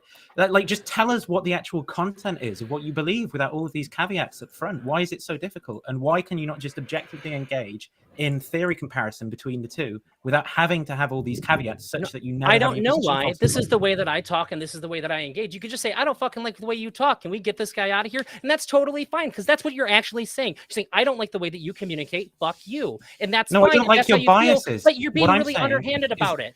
Like, cool. I'm not you be- don't I'm like being my biases. direct. I don't have a choice but to engage through them. How am I That's being who I- indirect? I'm directly accusing Because- you of these things No, and saying you're- that I don't like You're saying them. I don't Stop like doing it when them. this, but what you're Yes, actually so saying stop is, doing them. I don't like the way that you communicate. It's frustrating to Yes, me, I. and It is bothers me to hear frustrating. you talk. That's not Then what I'm just say actually that. saying, though. No, because But that's this not. I'm is not the way just that I saying talk. that in He said, why general. can't you do it like me? Because I'm a Because different I'm not person. saying that in general, right? My point isn't that I dislike the way that you You're saying through communicate. the My point context is of the entire time my you've point. interacted My with me. point It is in in the general. my point is in the context of the specific issue that we've been discussing. I dislike your biased reasoning when it comes to this, and I dislike the I know. heuristics that you're adopting, which heavily prefer the supernatural explanations, and that the fact that you don't actually engage in theory comparison between the two is incredibly frustrating to me. Right? That's specifically what I dislike about your communication style. Maybe I like various other things about your communication style, right? Maybe I like the way you say good morning to people. I don't know, because we're not doing that. Okay, I didn't know I had to be so hyper specific and say like I hate the way that you're communicating about this particular subject, and that's the particular subject we've been talking about the entire time. But like, all I'm Just trying what to is say your is, point? What is your theory? What do you believe? well, it's a lot easier for me to, every time I've started to talk about it, you've cut me off and told me that I'm talking wrong. Because you start waffling and caveating rather than saying anything. I don't Sure. want the waffle and the caveat. I want to just know Well, what it's you really- actually believe.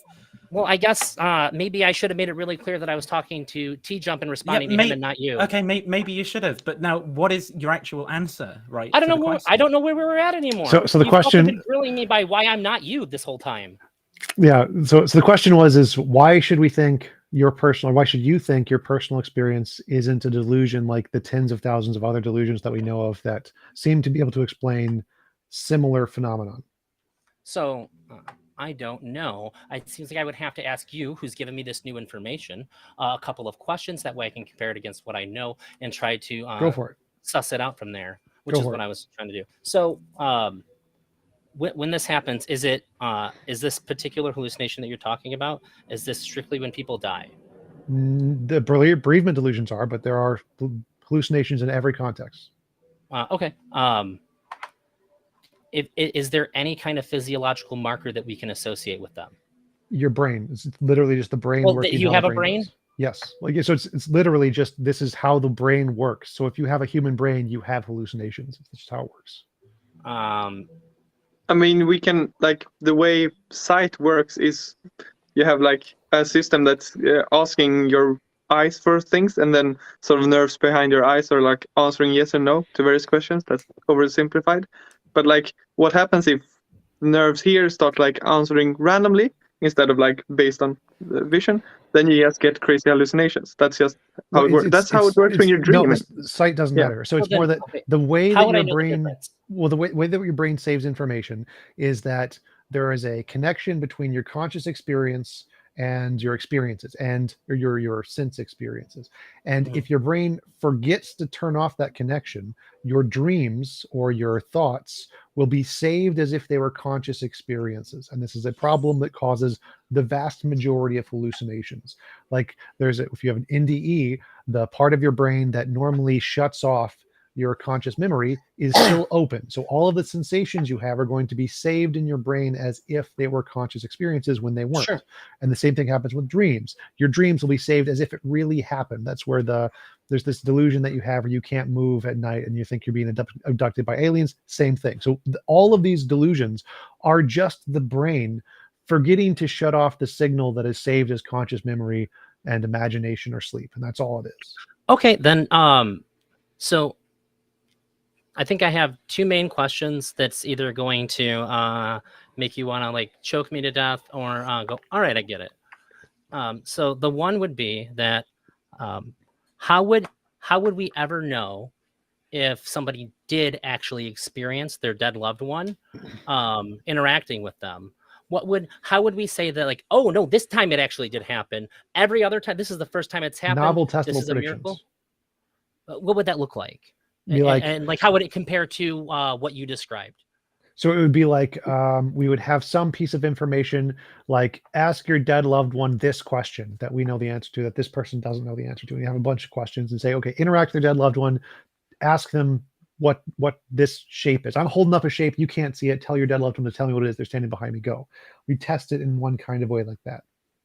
Okay. Or for example, the brain regions that TJump is suggesting are activated. You could have someone in an fMRI scan and see that those brain regions were in fact not activated whilst the person was undergoing this. Sure. My next question was going to be: have we ever ran a scan while this was happening? Have we ever seen this brain? Okay, that was important information for me to have. This is the path that I was going down, because of course I have to ask that. Otherwise, like, I'm fucking crazy. So then the other thing that I would have to ask then is that how do I ever know that I'm not hallucinating? Because I operate always under the understanding that I am not hallucinating. And just like I said before, if it's shown to me that I have random hallucinations, then I still think that I have to throw all of my shit out, because I don't know which parts of my memories are not hallucinations. I don't know what is or is not real. I can tell you how I do it. I do it with, like, you have I compare like what I experience with like general background information that I have. So like if I have a memory that my shirt is on the floor, and then when I look it's not on the floor, like that could be because it teleported away, or it could be because my brain did something wrong.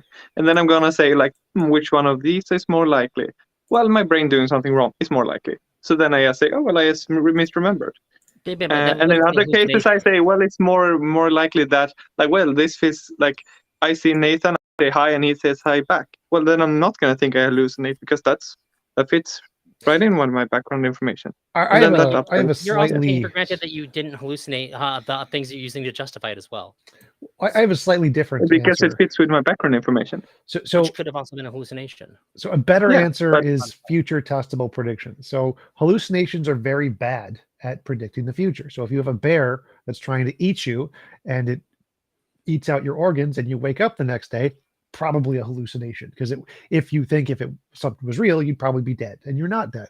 So one good way to differentiate hallucinations from reality is hallucinations are very bad at predicting the future. They're very bad at being able to actually know what's going to happen based off of this, if this is true or if it's a part of your imagination. So we can say if it's a hallucination, then we should be able to, or if it's real, we should be able to predict what would happen or what we would expect to see in the future if it is real. And if we don't see that, it was probably a hallucination. That's a good way to I tell don't the know if difference. that works. Like, I mean, I have many dreams where I like sort of become aware that I'm dreaming, and then I want to figure out if I'm dreaming. And I remember like doing some of those tests. I I was flying, and I was like, well, if I'm really flying, I should be able to fly over there. And then I flew over there, and I was like, well, if I'm really flying, I should be able to do it. And I just kept dreaming that I successfully tested my predictions, and it just kept coming through. Yeah, so I suggest you make better predictions, but this is how science. So really works. what kind of prediction should I have made in my dream? Okay, if you never flew I could over always France, just dream that I. I don't care. I don't want to. I don't Yeah. care about the flying. I want to talk with Drazi here. So how do I differentiate imagination from reality? Very important question. Now testable predictions. That's how I do it. So if I want to try to know which things I'm experiencing are real things versus imaginary things, I predict the future. I try to predict the future using them.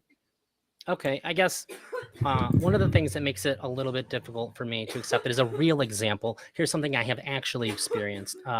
One night, 12-ish years ago, I went to sleep, and my dream, in the context of the dream, lasted for 3 months.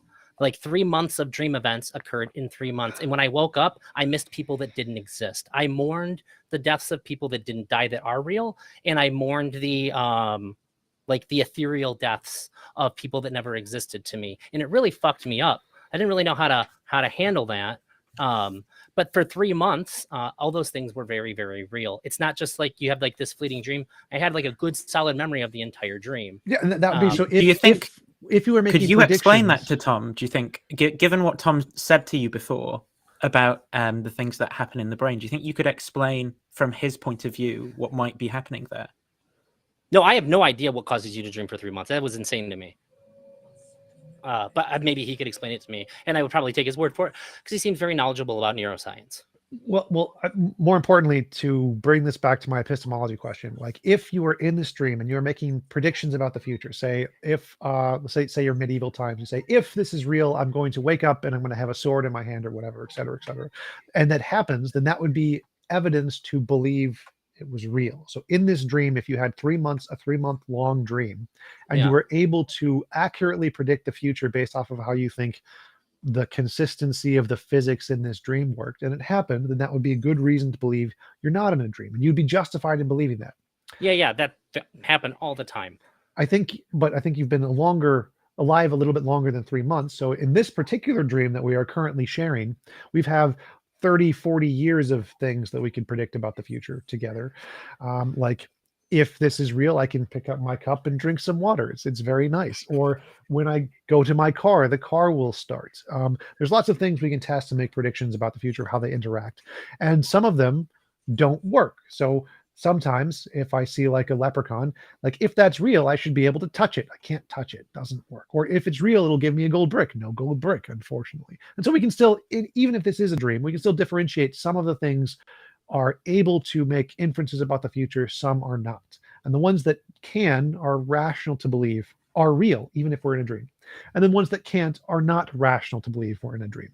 Yeah, I would say the one disqualifier was that I believed while I was awake in the dream world that I would not wake up again, and that's what happened. I woke up. That was the only thing. That'd be a defeater. Yes. Yeah, that would be the only thing, and it's not. It's like not even an active belief. It's sort of like a passive. It's like a. It's just like an axiom of that reality is I'm not going to wake up while I'm awake. But until that happened, some alternative explanation?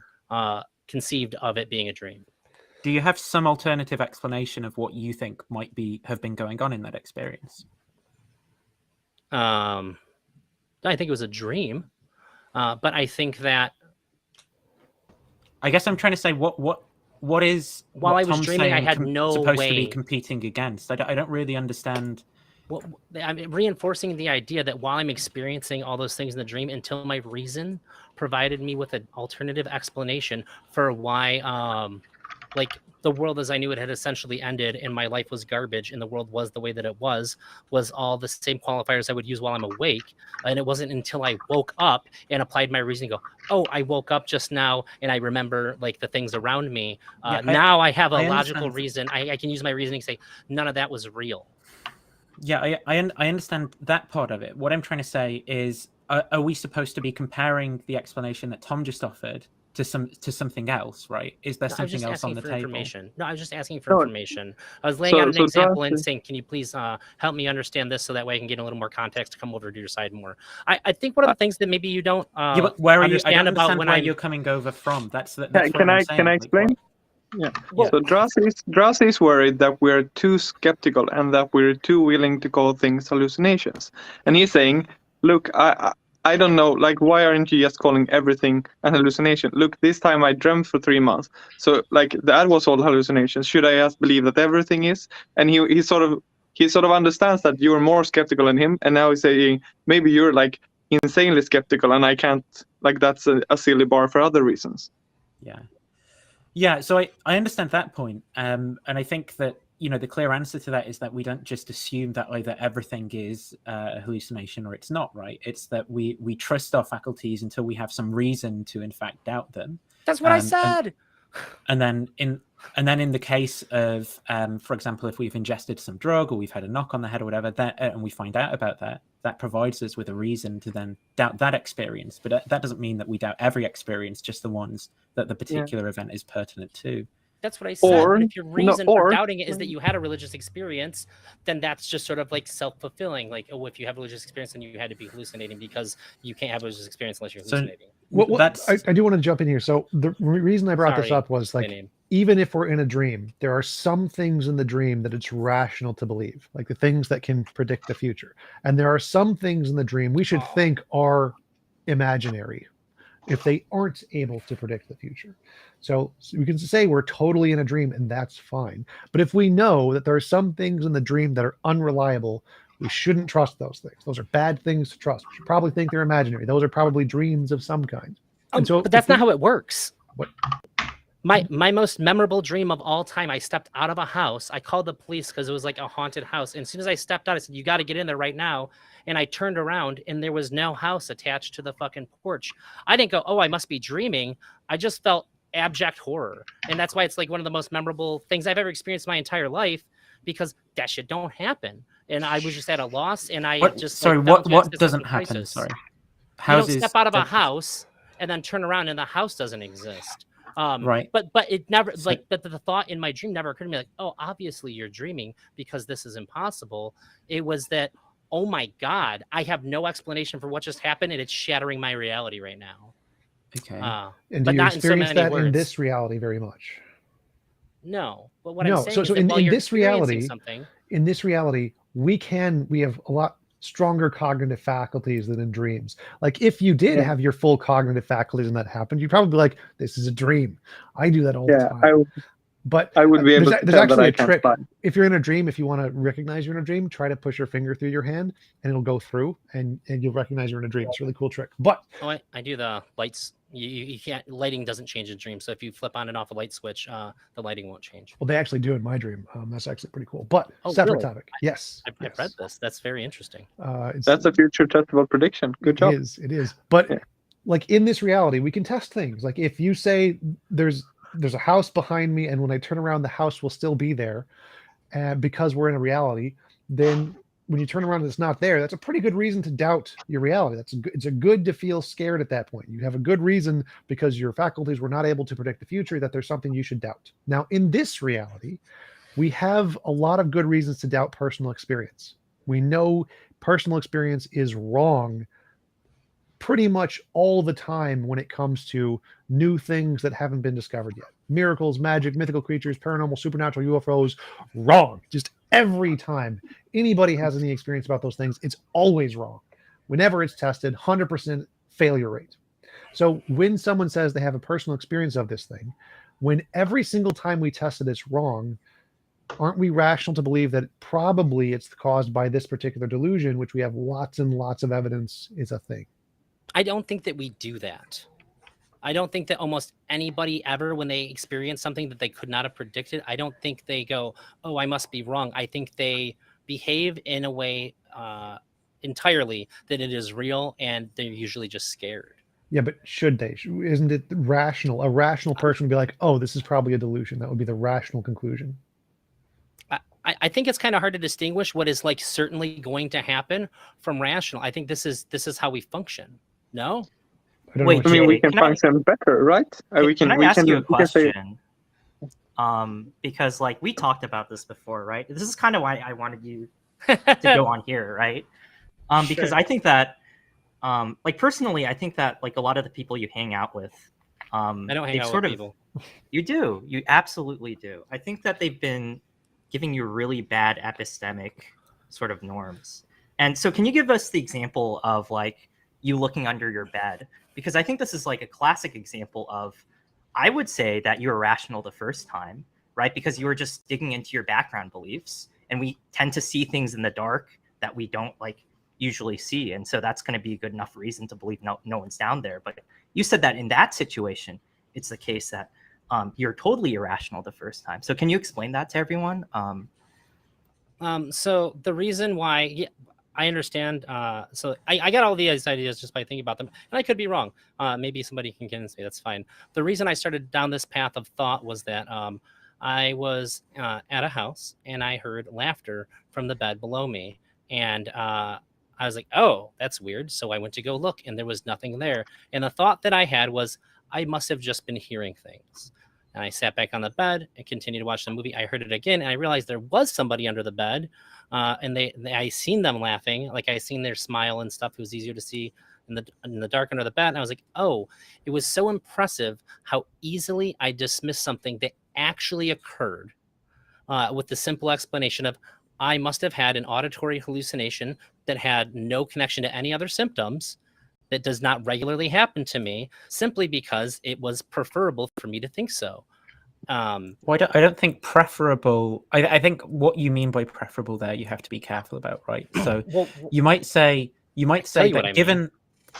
So, are you saying, right, that given the low prior probability that you might put on there being someone under the bed, that the evidence of hearing the laughing wasn't strong enough to overcome that low prior?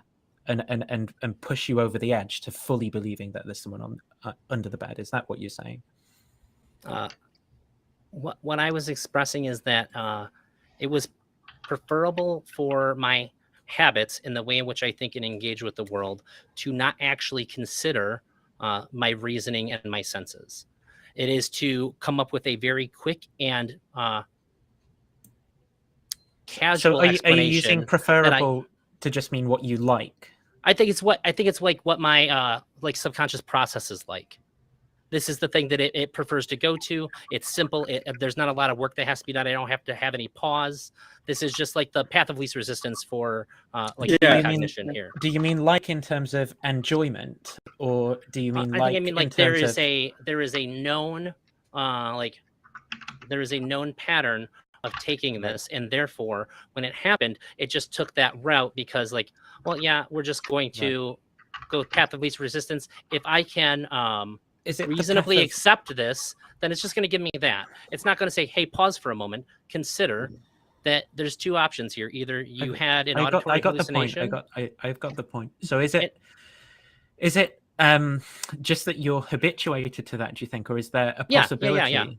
I think it was just habit, because what I should have done in that moment is go, whoa, I'm hallucinating right now. I'm having auditory hallucinations. I need to go to a doctor because I need to know if I have a brain tumor. But I didn't respond that way. I accepted the idea that I had something if I actually considered not subconsciously, but like all my actions told me that that's what I believed. But I didn't really believe it because I didn't react in a way that would entail that I believed it. And so that made me think about how I think about things. So wait, more. Can I try to re-describe the events as I heard them, and you can tell me if I got them wrong? So yes, you're lying in the bed and you heard someone laughing. Yes. And did you go? You went to check on the bed, but you didn't see anything. Yeah. Okay. So now your brain has a choice. It's like, okay, either I had like this auditory hallucination where I like heard laughter, but there was no laughter, or I had like a visual hallucination where I'm not seeing anything despite it being there. And then your brain way too many steps for my my brain to go to. Yeah, but like those are the options. That is another reasonable explanation. Yeah. Those are the options, like visual hallucination or like auditory hallucination. And somehow you thought, well, auditory seems more likely. You went back, heard the laughter again. You went like, wait, 2 auditory hallucination or just 1 like visual hallucination? Well, now I have to check again, and then you checked again, and you found it. Like that sounds perfectly reasonable to me. Sure. So the point of this being is that I accepted something that I didn't actually believe immediately without thought. Because if I believed that I was hallucinating, this would be a very big deal for me, and I would have reacted differently. So there's like a conflict between what I'm accepting and what I actually believe. So it showed me that I need to have a little more pause and examine things a bit more thoroughly before I arrive at a conclusion. I need to use my reason and my perceptions a bit more in tandem instead of just relying on a very lazy instance of reasoning when it comes to how I'm Well, it sounds experiencing like my you sense didn't use data. reasoning, right? Because it sounds like you were saying you were just habituated to do certain things, so you did them, rather than that there was any reasoning involved at all. That's what actually. that's my point. I'm saying I need to apply more reasoning, and it freaked me out. So I began to consider the relationship between how I'm going to interpret things and how I'm going to apply reasoning to my interpretations of things moving forward.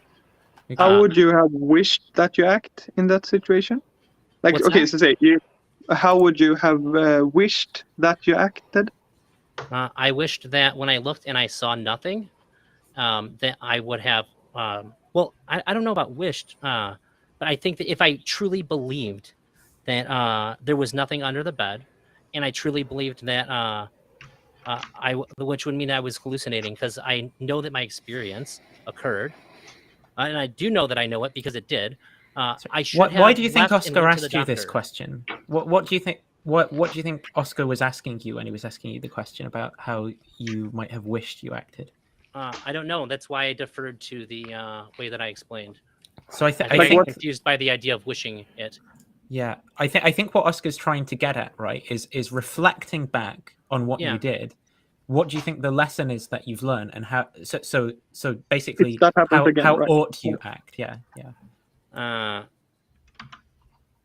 Maybe the first time that I looked, I investigated further. But I think that what I really wish is that I wouldn't allow lazy reasoning to rule my interpretations of my sense perceptions, which is Like why habituated reasoning or something. What's that?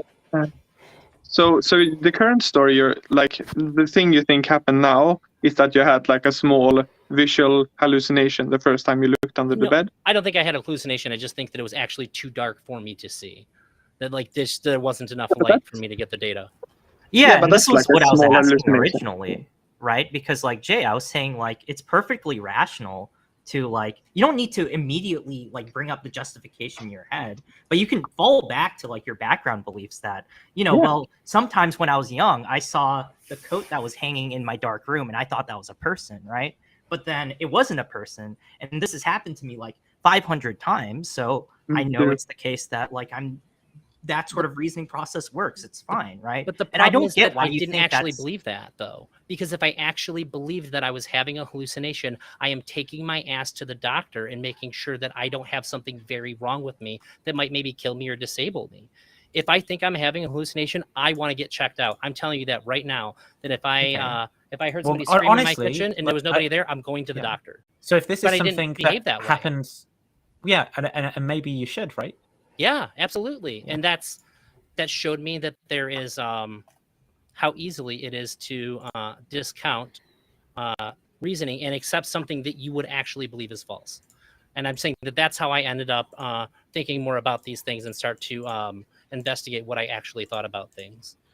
I'm led having me down trouble to the path where I'm at now. That was what Max said to me, and that's what I was responding to. Yeah, I understand. But what I'm having trouble with, I think, at this point in the conversation is just understanding how any of this like really connects to the original point. So I was asked a question.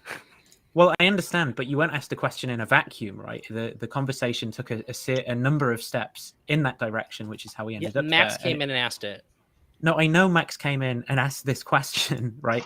But the reason Max came in at that point and asked that question was because of things that were happening before then, where you were talking about the way that you would question your own rationality, or do you disagree? Sure. Jay, I'd say if you're saying why are we talking about this, I think just yes or no, please, just yes or no. Did I not answer that? Yeah, but I'm saying I like short answers, right? Please. Okay. I know I find it very frustrating when the answers are we've very established long and that you and I find each other's forms of communication frustrating, man. So Wait, Jay, can I ask you a question? Maybe so there this was is what there was makes- something taking there was a bit of a conversation taking place, and anyway, that conversation was upstream of something else that we were talking about. And the point is that we were initially talking about this kind of pantheism or panentheism or something like that, and then it seemed like we were talking about things that seemed to falsify naturalism, right? And then it seemed like we got into your personal psychology, and like we've had a sort of almost like a long therapy session about your personal kind of psychology and how you reason about things and so on, right? And I don't understand how this actually fits with the initial point that I think that we should be talking about, or were talking about, which is comparing naturalism to other points of view, because I don't really want to have a very long conversation about like your personal epistemic standards.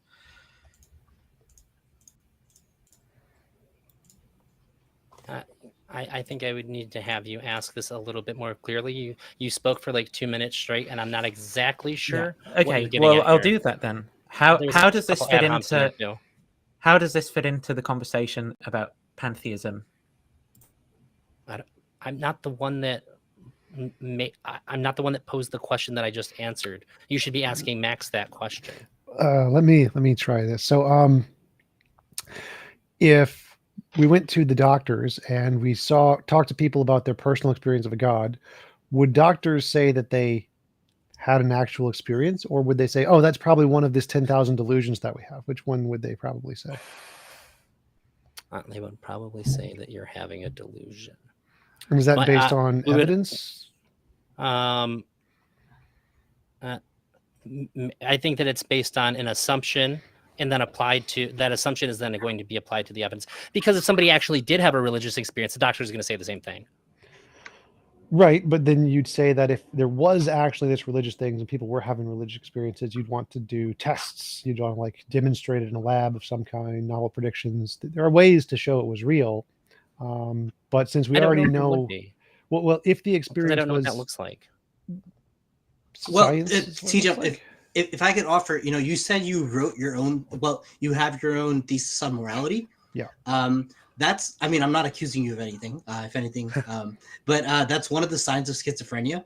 Like schizophrenics, Everybody's wrong but me. They write this like 500 long page essay on the meaning of life or something. Sure. And I've written a treatise of my own. It's kind of funny. But anyway, like the thing is that we'd investigate a lot further. But yeah, there is actually no difference between a diagnosis of schizophrenia, and a religious experience. Like we can't really make a distinction of it. There's no like medical boundary guidelines of when you're having which. Yeah, there are. Schizophrenics are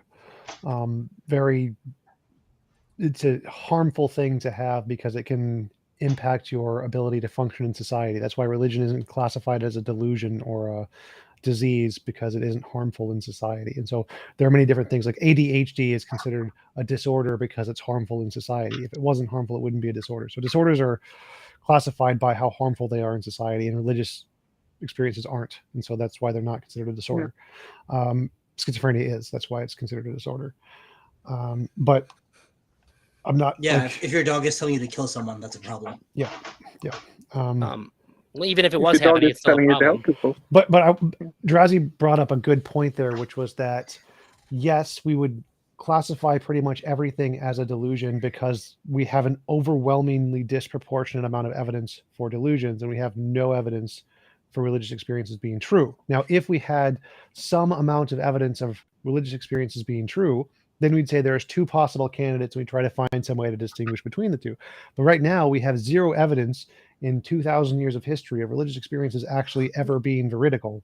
And so there's a pretty good reason for scientists, doctors to say that was probably a delusion, because we have lots and lots of evidence of delusion and no evidence of real experiences yet. And so it seems like from the perspective of somebody who had an experience, you would be... I didn't say that I did. It wasn't specifically about you, just anybody. So if I had an experience, if I had a religious experience, I would look at the evidence and be like, okay, so lots of evidence of delusions, no evidence experiences are real. I would want to go beyond my experience. I wouldn't just trust it. I'd be like, okay, so I need to find some way to confirm this is real because right now all of the experiences provided have been delusional. And so the only time it would ever be rational to believe that experience is once you have applied it to some kind of extra standard and confirmed it to be real, like novel predictions. Like you could say, if I believed I had an experience of this guy named Bob, and I prayed to Bob for a gold brick and a gold brick appears, that would be phenomenal evidence. You see, test the gold brick, be like, bring it to the bank, see if they give you money for it or whatever, and then pray for another one. If another one comes, that'd be great evidence. So now you have like a really good verifiable way to trust your experience. But if your experience is of the kind that everybody else's experience is, the kinds that have always been proven wrong, it wouldn't be rational to believe the experience.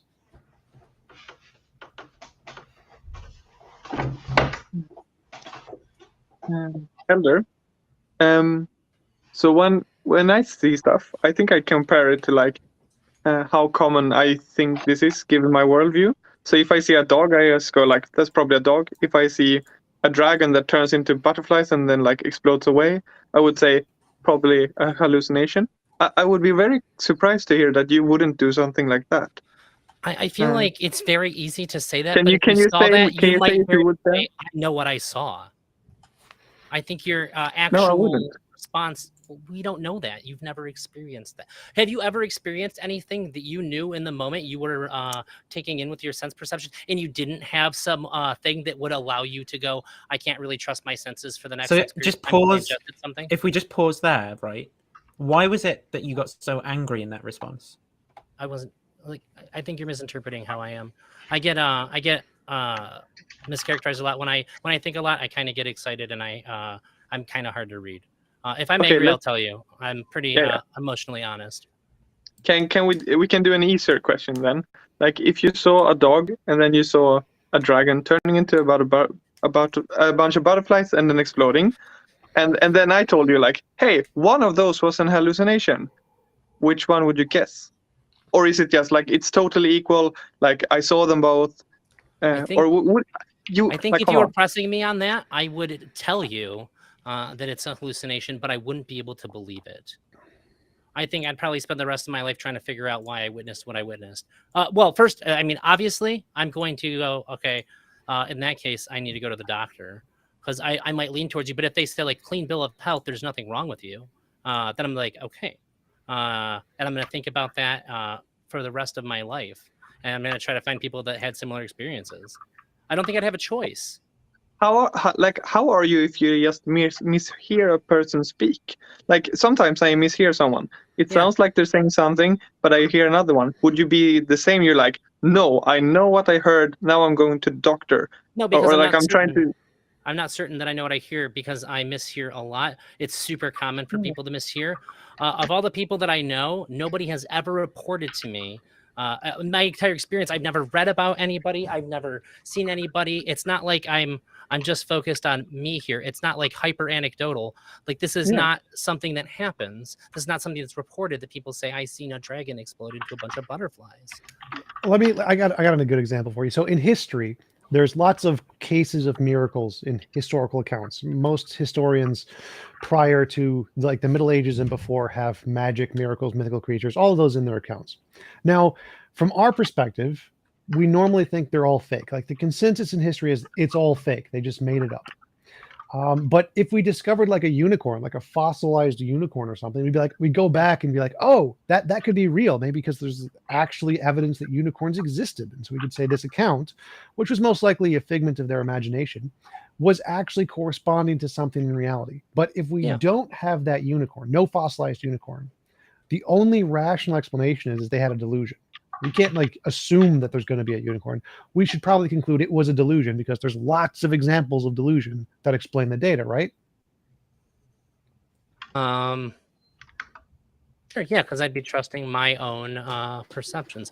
I guess the thing that I'm leaning on a lot here is that the individual has to trust their reasoning and their sense perception. The individual does. They didn't have a choice. The reason why they believed there was a unicorn is because their reasoning and their experiences came to that conclusion.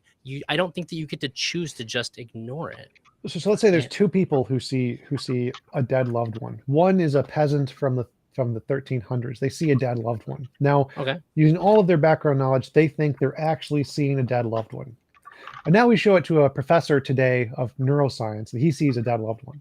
Now he knows what a bereavement delusion is. He knows this is extremely common. He's like, yeah, that's probably not my dead loved one. It's probably a bereavement delusion.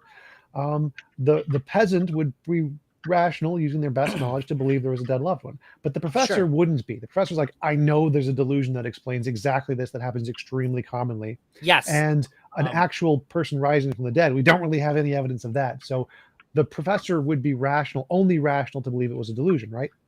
Yes. And then here's the thing. I really love this example because you take these same two people and now say that a dead one actually visited both of them. They're both going to think the exact same thing in that scenario, which supports what I said, that you have to trust your reasoning of what the people... So what would the world be like in as much detail as possible between the two cases that would be measurable so we could find out which one of those was actually taking place? We would have to go based on what those people said. But I'm in the hypothetical that I just proposed. Between the two worlds, there's a difference, right? Yes. Yes or no? Yeah, two different events happen. One world is different. Right. Yeah. So how do we find out which of those worlds that we're in? My point is that we don't. Because both of those people have the same answer. Well, then we're asserting nothing about the world. If the world's identical in every respect, in every way, between those two worlds, then there's no difference between the two. Or you're saying that we couldn't find out, but like it would be possible in principle to find out. Yeah, like, but it sounds like Nathan's saying that if you don't know it, then you don't know it. Then it's so not how real. In principle? No, How could we find out?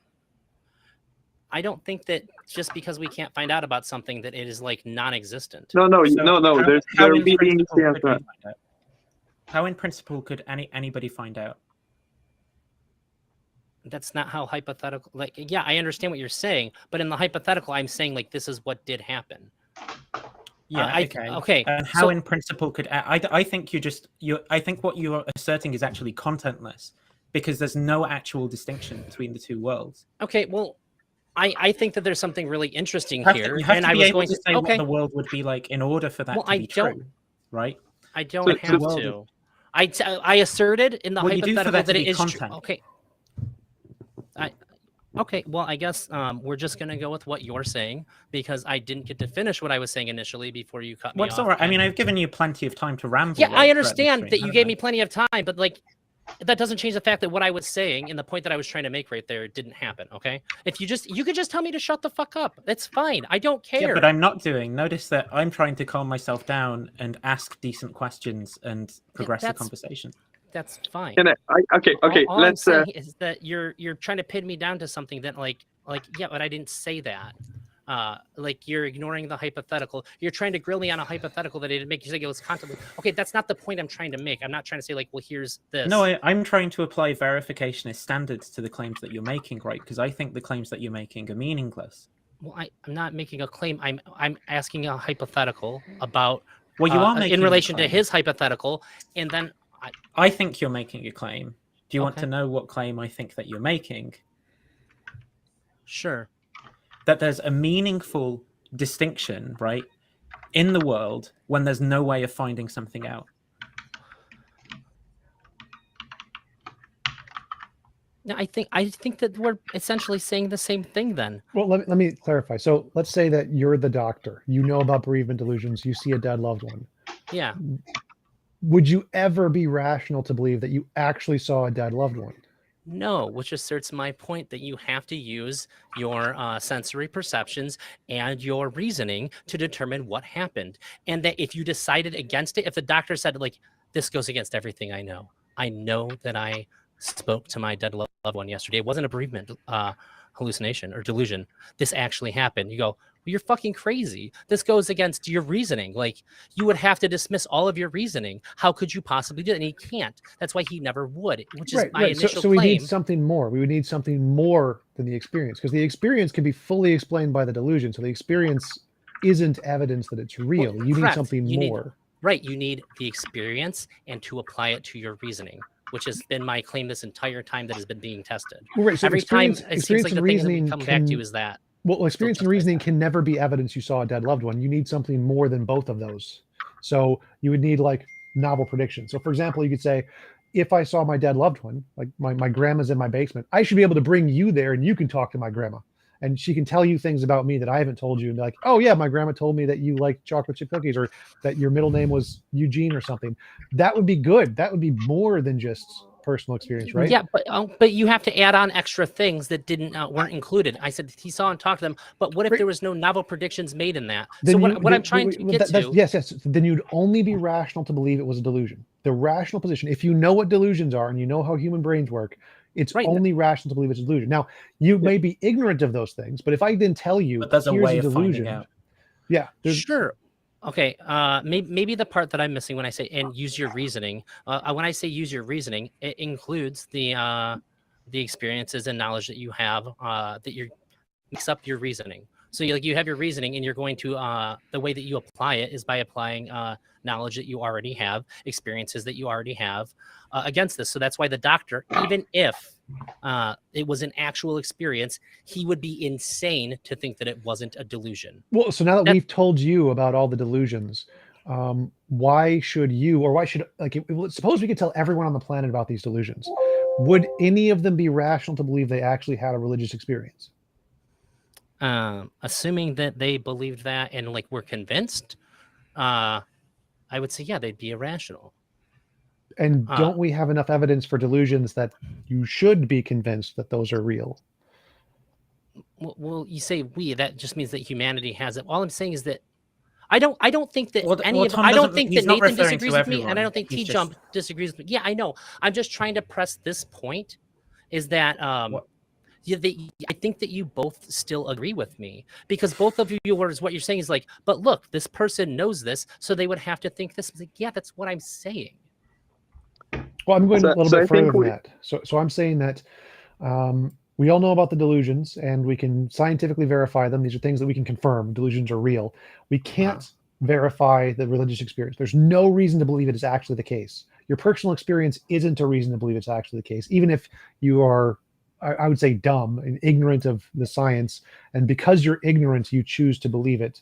I'd say that's irrational, whether you realize it or not. Yeah. I would say that you would need to have experienced something that the data couldn't account for, like an entirely new sense perception, or an entirely new kind of experience that's outside of anything that's like kind of something that you would expect from like God if they're talking to you. It would have to be something wholly unexplainable. You wouldn't even be able to put it into words, like it would have to be something like they could. But then what's believed, I suppose, in that case, right? So then the question, because know. this is what I'm saying is agreeing with you still. Well, I don't think I'm disagreeing. I don't think we've been disagreeing this entire time. It's just maybe I'm it's not just the way I'm showing about it. the dog dragon thing for sure. Well, yeah, but the person, so like I said, the person goes to the doctor, and if they dismiss anything that would signify that you had a hallucination, then you would have to believe that it was real. Well, it seems to me in some cases like people should believe that on your view, right? It seems to me like on your view, people should believe certain things that they don't have reasons to believe, right? And I think that that's where the disagreement is. No, I'm not saying. No, I'm not saying they should ever believe something you don't have a reason to believe. I'm saying that like maybe when I say reasoning, maybe we don't agree on what that means. Yeah. Because every time that somebody else explains to me their perspective, I feel like I agree with you 100%. Like, in fact, I think I've been the most saying I agree with you person here. I just maybe let's just slow down. And I think if we can slow down and you can try to be very clear about what it is that you're saying, that will help me to understand if there is a disagreement, right? Sure.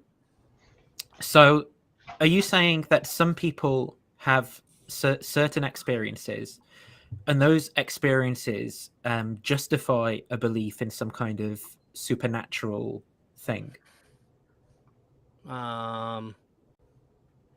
This would be like very theoretical, but yeah, if there was some sort of experience that you and I could never put into words because it is so out of the bounds of our normal like conscious experience, then like that would be like the only way that I could say, if we had all the information that was discussed today, that they could possibly make that claim.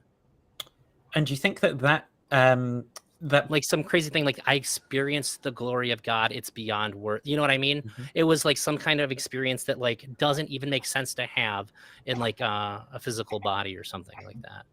I And do you that think makes that belief that had been formed is rationally defeasible in principle? Could someone find something out that they would abandon that belief later on? I don't know, because this is a very hypothetical experience. So like, So, it well, would let me be tell you a story, and you can tell me if you think this makes sense, right? okay. So, someone becomes a Christian, Yeah. and they believe that they've had this experience of God when they were singing hymns. Later on, they deconvert from their religion, and they come to learn about neuroscience, and they learn about the various expectation and memory distortion biases and so on that went into that experience that they tell themselves that they had of God.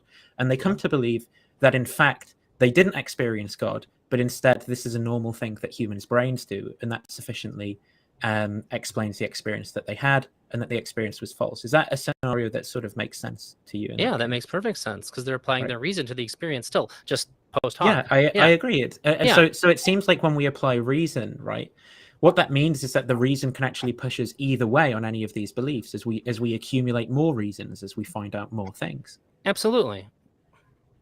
Right. So then is that it correct that we seems- don't disagree? Well, if that's all we believe, then yeah, I don't think that we disagree. Okay, I think that's where a lot of my frustration has been coming from. That I'm trying to tell you, and at points TJump, that like we don't even disagree with each other, and it seems like everybody's getting really frustrated with me. And like, Well, I'm not sure you had this insight, right? I think you've been quite unclear in the way that you've communicated. I did things say in this that conversation. I think it's a communication thing throughout this conversation. I think maybe we're just misunderstanding, because I think that I agree with you. So I've liked you throughout this experience. I don't really get why Nathan has been this frustrated with you, if I'm honest. I understand, but yeah, I wasn't get here under at the people's start skin either. sometimes. I think one thing we might still disagree on is like the role of background information. Like for me, that's quite important. Like if I have like 28 years of experience of a thing working a certain way, yes, like having it work the other way, like the first time I'm gonna be like, yeah, maybe I messed something up here, or maybe something went wrong, and then if it keeps happening, like eventually I will, okay, maybe this thing can happen both ways.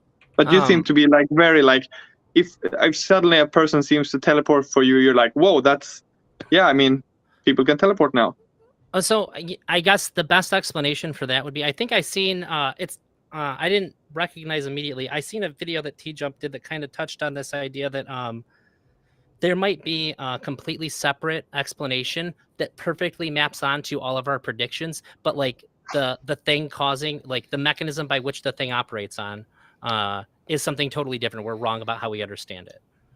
And that it could be that the thing that you witnessed was the one of the things that does differentiate it from how we think things work.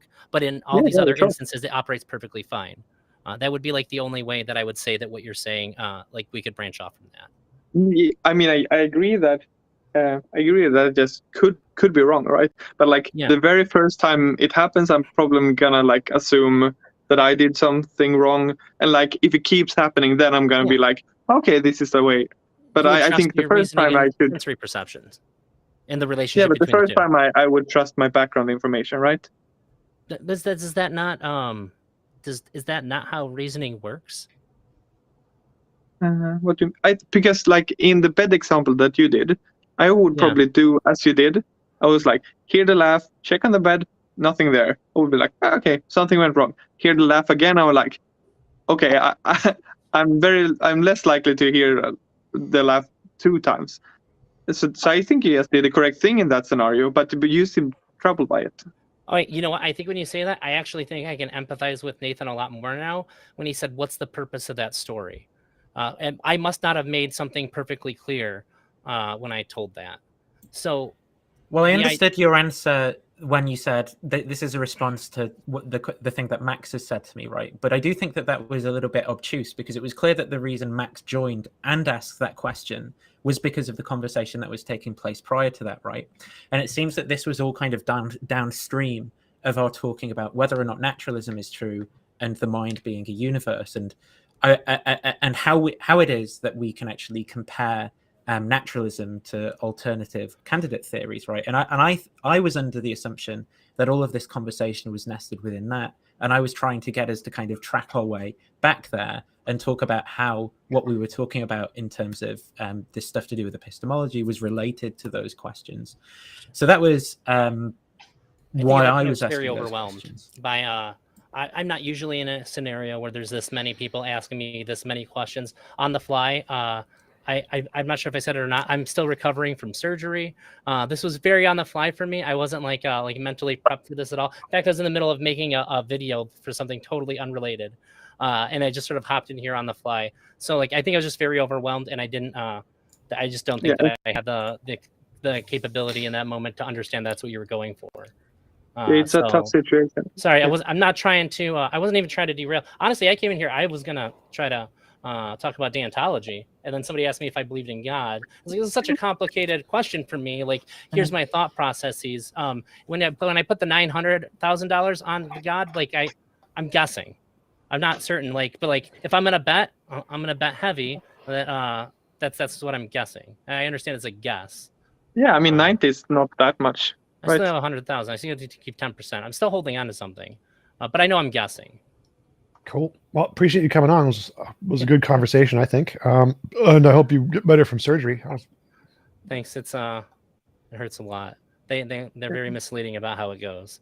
Which surgery? I got a vasectomy 2 days ago. And after the video I'm working on now, I'm going to make a video just so that people who are interested in it, they can be a little more prepared, because the doctors misled me. Everybody I talked to about it misled me. Everybody says it's not a big deal. Like I went to work like the next day, like everybody's full of shit. It hurts. You're awake. Yeah, it's they cut awful. the whole thing off. It's insane.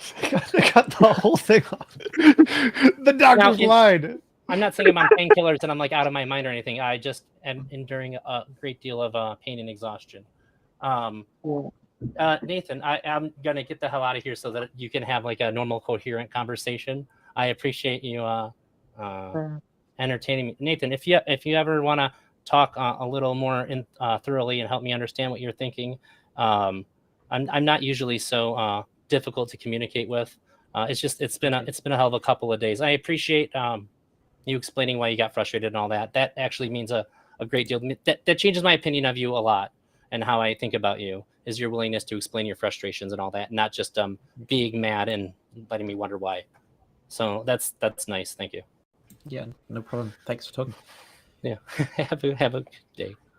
Cheers. You guys want to talk about moral realism? Yeah, go on. Cool. Wait, is anyone other than TJump here a moral realist? Yeah, I think I lean towards intuitionism. So I think I'm a quietist. So yeah, All right. Something that like I've been thinking is does it actually make sense to say that something is just like good? Like I think that it makes sense to say something. Pizza's good. Is pizza good, Alejandro? Well, that goes into what I was Yes saying. or no? Pizza good? Problem solved. The standard that you have. Depending on the theory, what are you, a weirdo? It's pizza If good. he says yes or no, we have to ban him. You have to be banned. Right. It depends on the pizza also. But no, it depends on what your standard of goodness is. But like, there's always like. Okay, how about the Holocaust, Alejandro? Is that good? Well, it depends on what your standard of goodness is. Well, just to clarify, I think his question is like, if you ask, is there tallness? Like to say, is there tallness doesn't make sense. There's no essence of tallness. You can say there's a particular thing and it is tall, but you can't say there is there tallness. And I think he's saying that's goodness. Almost it, but not exactly. I think that's. Can I guess? Sure. Like it doesn't make sense to say like, is an elephant objectively big? You're like, well, it's bigger than some things and it's smaller than some things. Like, what does it mean? Yeah, yes. Wait, that's really. Oh, yeah, but it's going to be good, but dependent on someone's goals, right, and what they want to. Yeah, pretty much. Congratulations, yeah, Nathan. Is there? But that's the same as what you said, I think. Okay. Relative to something, right? Relative to someone's goals. Yeah. Like TJump and Display Name had a it's the same ballpark of thinking, but like when I think about good, I think about just like if it's advantageous for a goal, and I think that like when we say that stuff is like good or bad, that's just shorthand, and there's like a standard implied in the context, but but like there's always a standard if you're being coherent. Like there's always a goal that you're trying to reach, and then a thing is good for that goal. And that goal is generally like human well-being when we talk about like whether the Holocaust or pizza is good.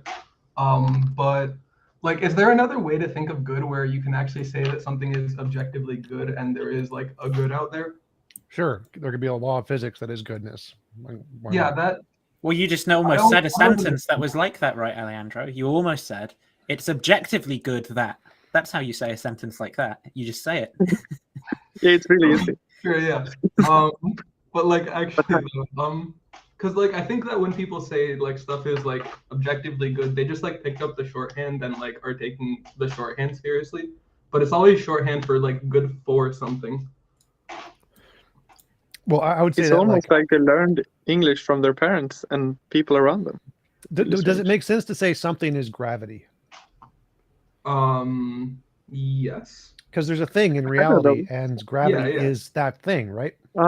Yes. So could there be a thing in reality that is morality, that is goodness is like good and bad, or like things of morality is the moral is the word we're looking for. So could there be a thing in reality that is morality, and good and bad are just talking about that thing, just like gravity pulls things towards you. That's just what it's talking about. What is that thing though? I have no idea, but could it be the case? I don't like understand how like would it be like an It could be a law of physics. It could be a platonic object. It could would be. a law of physics that, So like, how about this, Alejandro? So imagine, so we all just had this conversation, right? I said, "Is pizza good?" And Tom said, "Yeah, it's great. I love it." But unfortunately, I left it in the oven a bit too long because you were talking to that guy. But so there we've got some moral discourse, right? Apparently, Tom says his pizza's good.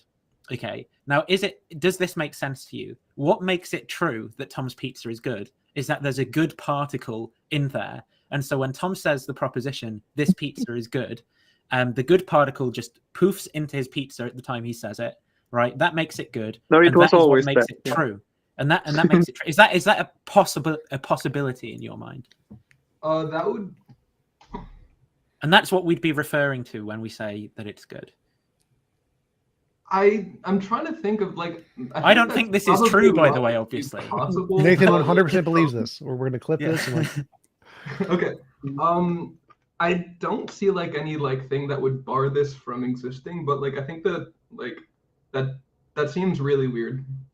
Yeah, I agree with that, right? But I think that's all Tom's asking when he's asking, "Is it possible?"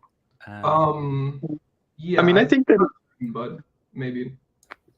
there's something weird going on with the labeling, because we're like, this law of physics is morality, and I'm like, are you saying that it is actually labeled in English morality? Like there's a law of physics and it has a tag that says morality? Well, this isn't how I think about, this isn't how I sort of think about gravity or goodness, right? Because I think that they're words with conditions of use. So I don't think I don't think of things that we use as predicates in our language, or things that we can refer to as nouns, like perhaps goodness or whatever.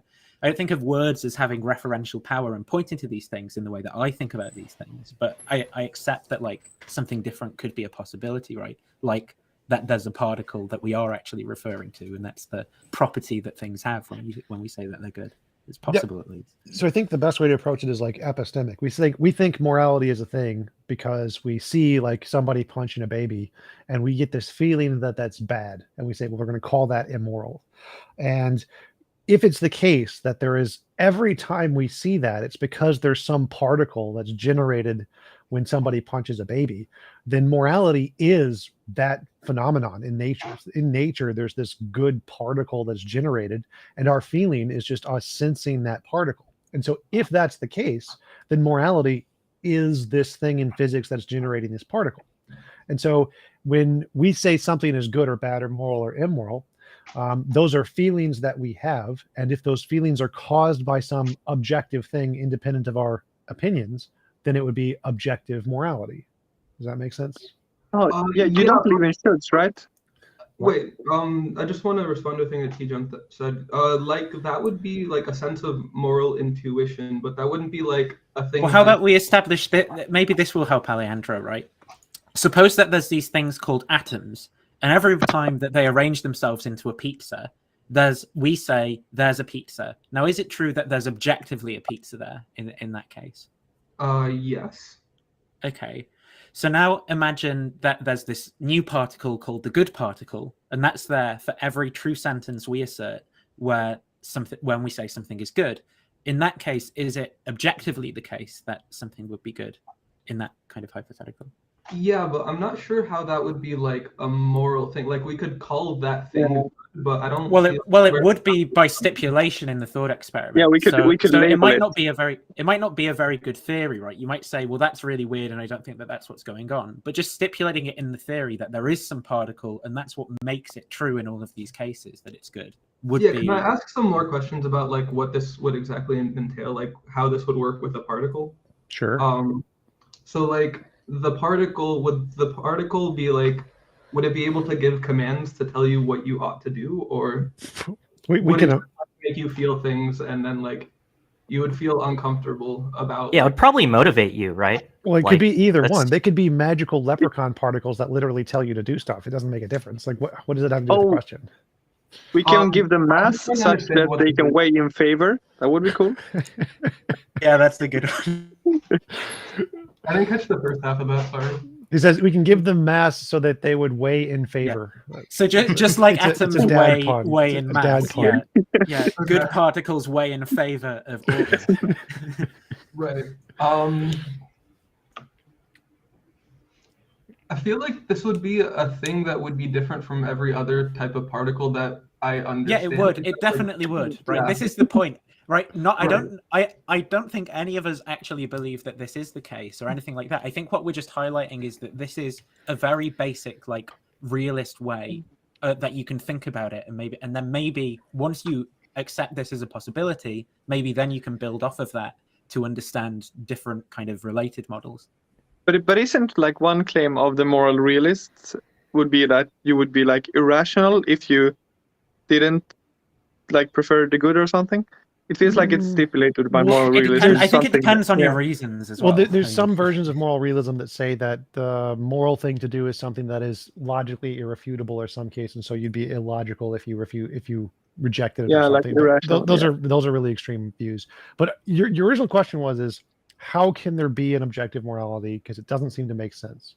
To use a simpler example, how could there be an objective unicorn? Like we don't think unicorns exist. We think they're subjective. They're a thing in the human imagination. But what would it mean for unicorns to exist objectively? Well, if they were just an object, a thing that existed in the universe, independent of imagination, it would be objective, right?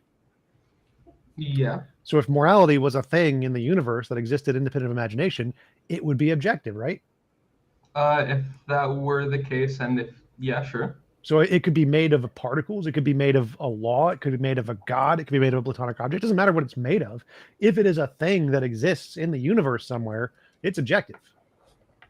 But okay, so let's say Alejandro asks me, Oscar, is there objective reality? And then I just like label my headphones morality, and I'm like, yes. Look, Alejandro is going to be like, but that's not the question I asked. Like, well, hang on. I think this is a different yeah. point, though. I think this is a different point. So you could say, so in that case, you've both signed up to you both agree on what it is for something to be objective, right? It's for something to be objective, just in case there's either a property or a substance or thing in the world to which your words are referring that makes the sentence that you're uttering true, right? So you both agree about that, but what you disagree about is whether or not the correct type of thing that makes the good discourse true is your headphones, right? So that's what the disagreement is about. And I think that's the next question is so we understand that objectivity is something that exists in reality independent of imagination. And then Display Name's response is that what we mean by the word moral, what is it that we mean by the word moral? Now, I think morality refers to sensation, an emotion we get when we see people punching babies. That's what it refers to. Whatever is causing that is the essence of morality. And so it's good to know, like, it's not just a hand, right? You can't just label your hand morality. You have to label the particular experiences that we get. The this thing that feeling. causes the motion. Right. And so whatever is causing that, that's going to be morality. And so if whatever is causing that is an objective thing that exists in reality, then morality would be objective. So wait, I think brains cause that, and I do believe brains exist, but I'm not a moral realist. Right. I mean, like a law of physics, a literally like independent. Oh, it has to be like the same for each person or something? Yeah, I think it would be something like that. Well, Tom can speak for his own theory, but I think that's what he's getting at. here. Yeah, so it's not just the brain, it's not just a product of evolution, it's literally a fundamental part of reality, like a law of physics. Then it would be objective. If it's just a brain But or a if it- product of evolution, then it would be subjective. That we're Yeah, but truly if- referring to in each case, right? Yeah, So yeah. it'd be, yeah.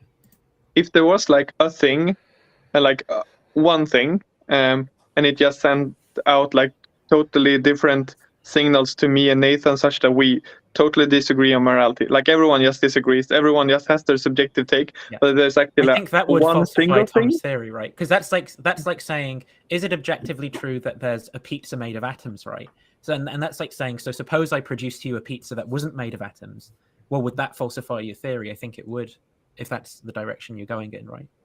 Maybe I preempted. Well, we'd have no evidence at that point. So if there was a thing that causes completely randomized intuitions for literally everyone and there's literally no pattern, then we'd have no evidence for this thing. It would still be Or like- true. There would still be an objective morality. We just have no reason to believe it. So if there is this thing and if it causes a consistent pattern that we can see, then we would have reason to believe it's there. If it causes a randomized pattern, we would not have reason to believe it's there. We Yeah. wouldn't be able to. So let's say it's like it's fairly random, but there are some like patterns in it. Then there would be some patterns and we would have some evidence. It'd be very little, but it would be some. Yeah. So it would be objective morality, but everyone would disagree. But there would be like a thing that made Well, yeah, all the but disagreements what people true, disagree and there would with- be some evidence for it. What people Okay. agree or disagree on doesn't matter. Like there are people who think the world is flat. Like whether we disagree just doesn't matter. What makes it objective is there such a thing that exists? And then there's a question of, Yeah, and it would. Yeah, and there would be. Yeah. and if that thing affects us is a second question. If it does affect us, Yeah. does it create a consistent pattern in that, and can we see it? Those are all separate questions. Alejandro's Yeah. question was just in general, what would it mean for morality to be objective? And it would mean that these particular sensations that we have, which we use the word morality to refer to, would be caused by something that actually exists in reality, independent of our subjective experience or evolution. So what I think it would mean for morality to be objective is to, like, the discourse that we have when we say like, oh, that's immoral, that's not immoral. That those sentences, it doesn't matter who says them, like they're either true or they're false.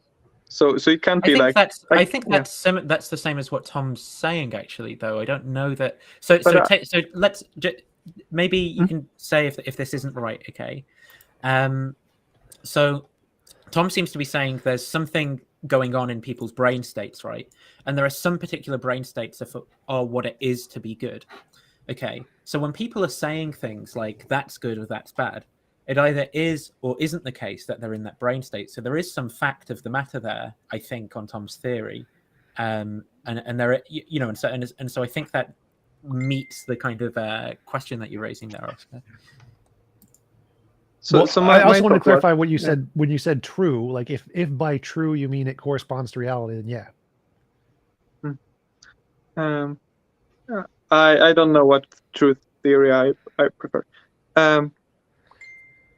So my worry is if there's a thing that like there is a force, and it gives us almost the same intuitions, but the force is such that it gives Nathan the sensation that murder is good, and it gives me the sensation that murder is bad. Like otherwise, it's really like really good. Like everyone has the same intuitions. And then Nathan says murder is good, and then I say murder is bad. Then we would both be correct, right? We would both be referring to the. I know one of us would be wrong, I think. No. on Tom's If theory, he's saying we're in that- the same. If No, he's we're saying that both the correct law because we're itself, getting different things. I think he's saying that the law itself exists and the law is giving you a different message than it's giving him. And since they are both from the law, then you would both be correct. If that was the case, we'd be wrong because it's not the fact that you get it from the law that makes a person's belief correct. It's what the actual state is in reality, right? So one of us has a false belief about the relationship between the mental state of good or badness that we have and the actual state that obtains in. that would be the more world. accurate of my position, because I think that it would just be our interpretation would be wrong. But I think he's specifically asking, like, imagine there's a God, he tells you not to kill people, he tells him to kill people. In that situation, are you both right? And yes, if there is an objective morality and that thing tells two people to do two different But that's things. a contradictory state of affairs, I think, on your view. Because on your view, there's this particular brain state that makes it that makes it true, right? That something is good. Well, no, for mine, And the then truth doesn't. The brain state is just an interpretation. Like when Yeah, I it's see it's a the TV, signal that makes it true. Yeah, so the brain state for me is irrelevant. It's just how we see the Or, morality. or there's this thing. I mean, we can call it whatever, like call it Q or a particle, or whatever, right? There's this thing that makes it true in the world. Yep. And I think that what Oscar's trying to stipulate is an example where you have the same states of affairs, right? But in one case it's true, and in another case it isn't true. But given the theory, right, that's an impossible state of affairs, because that's just a contradictory state of affairs. Where No, so it'd be like if you saving a person generates goodness particles, but him killing a person generates goodness particles. Both of those generate goodness particles. So both of those would be good actions, even though it seems contradictory to us because it's one is killing, one is not killing. And so it would be possible for it to generate goodness particles for you to kill somebody, but to generate goodness particles for him to not kill somebody. That would definitely be possible. I don't think that is how it works, but it is possible. So I mean, those are two different actions. Like my body killing something, Nathan's body killing something. Yeah. But I was thinking more like Nathan and me. We both witness a murder, and I get badness signals in my head. Like it sends badness to me, and it sends goodness to Nathan. And then I say, so okay, like if it because generates then I would goodness say particles that's in your bad. brain, yeah. So if like it generates goodness particles in your brain but not his brain, it'd be the same as if they happened when you murdered them. So yes, it can generate goodness particles in one brain but not another brain. Sure. So then we should just change our language to like, it's bad in my head, and Nathan should say it's good in my head, and Sure, those would be if that's objective how truths. morality worked, where it just subjectively chose which brain it was going to generate goodness particles in, then in order to make an accurate model of objective morality, we'd have to say goodness is the kind of thing where the goodness generates the goodness particles in our brain or something. I guess to me then that seems indistinguishable from a subjective account, because it doesn't seem to me like then that on that account that there is some fact of the matter that's true or false. No, that'd still be objective because it still has goodness particles being generated. It's just the condition under which those goodness particles are generated isn't correspondent to our emotions anymore, or if it's only correspondent to whatever we subjectively feel is good. And so in that case, the kind of goodness this would not correspond to the way we use the words, because it's very silly, but there would still be an objective goodness. It'd just be weird. Wait, TJump, I have a question. Are you saying that the goodness particles produce reasons to act against your desires to not put okay, then what are they specifically doing? They're just compelling you, they're motivating you. No, they just generate a feeling. That's it. They generate a feeling. Yeah. Well, then I don't know. Yeah, that doesn't really seem like moral realism to me. But we may just be using different definitions. This is just an example of what it would mean for morality to be objective. The only thing it requires is morality has to correspond to something in the world that causes these feelings. That's all it means. I don't actually believe in the moral particle. It's not the point of this argument. So the only point here is that could morality be objective with a moral particle? Yes. And then Display Name asked, well, what if the moral particle generates under some random conditions in different brains or something? Then okay, you could have that. It's still logically possible. It would still be objective. It would just not correspond to the way we use the words. It would just be like morality would be whatever you feel or something, but it would still be objective. I guess I thought what was being asked by Oscar was a case where Oscar is Display Name, I'm guessing. Yeah, Oscar is display. Oscar is Display Name. So I thought what was being asked by Oscar was a case in which there's one particular event that's happening, right? Like a murder or something, right? Yeah. And I think that Oscar was saying there are two people who witness this murder. One person has goodness particles in their brain and says it's good, but the other person doesn't have goodness particles in their brain. And I thought he was saying good. The other person says it's not good, but is also getting goodness particles. Maybe you can clarify, Oscar. Well, they'd be getting goodness particles, right? Because I thought Oscar was saying if there is this law of goodness and it's telling you that this action is good, but it's telling him that killing is good, the opposite is good. Oh no, I think he's saying because then that's, I think someone's got a faulty epistemology, right? Or they're cognitively deficient or something. Well, that's why he's not saying they're epistemic. He's saying that their brains are working perfectly, and this law itself is just telling one person one thing and a different person a different thing. Is that correct, Oscar? Right. But that's what I'm Yeah. saying. The law seems to be operating then, but that seems to be about the person's cognitive faculties, where they're not recognizing the presence of the particle, right? Whereas in order in order for the law to be functioning in a faulty way, it seems that it would have to be the case that the particles would be present in one person's brain and not the other person's, when both had experienced an event that was either good or bad. Yeah. So are we as confusing like objective morality with like moral realism? Because I thought TJump would say like, those That are was the the same same thing. thing. I think they're different things. So I think this would be a case of like moral realism, but the moral realism is subjective because it's given like different people different answers. So statements are dependent on the person saying it, which is the So definition of morality is subjective. real but subjective, as opposed to no, morality that is would so objective means true, independent, stance independent truth values. So if morality is true when there is goodness particles, that's something that's true independent of opinion. So it's objective. Even if it's the case that whatever you subjectively feel generates goodness particles, it would still be objective that this morality existed, because the morality is contingent on the goodness particles.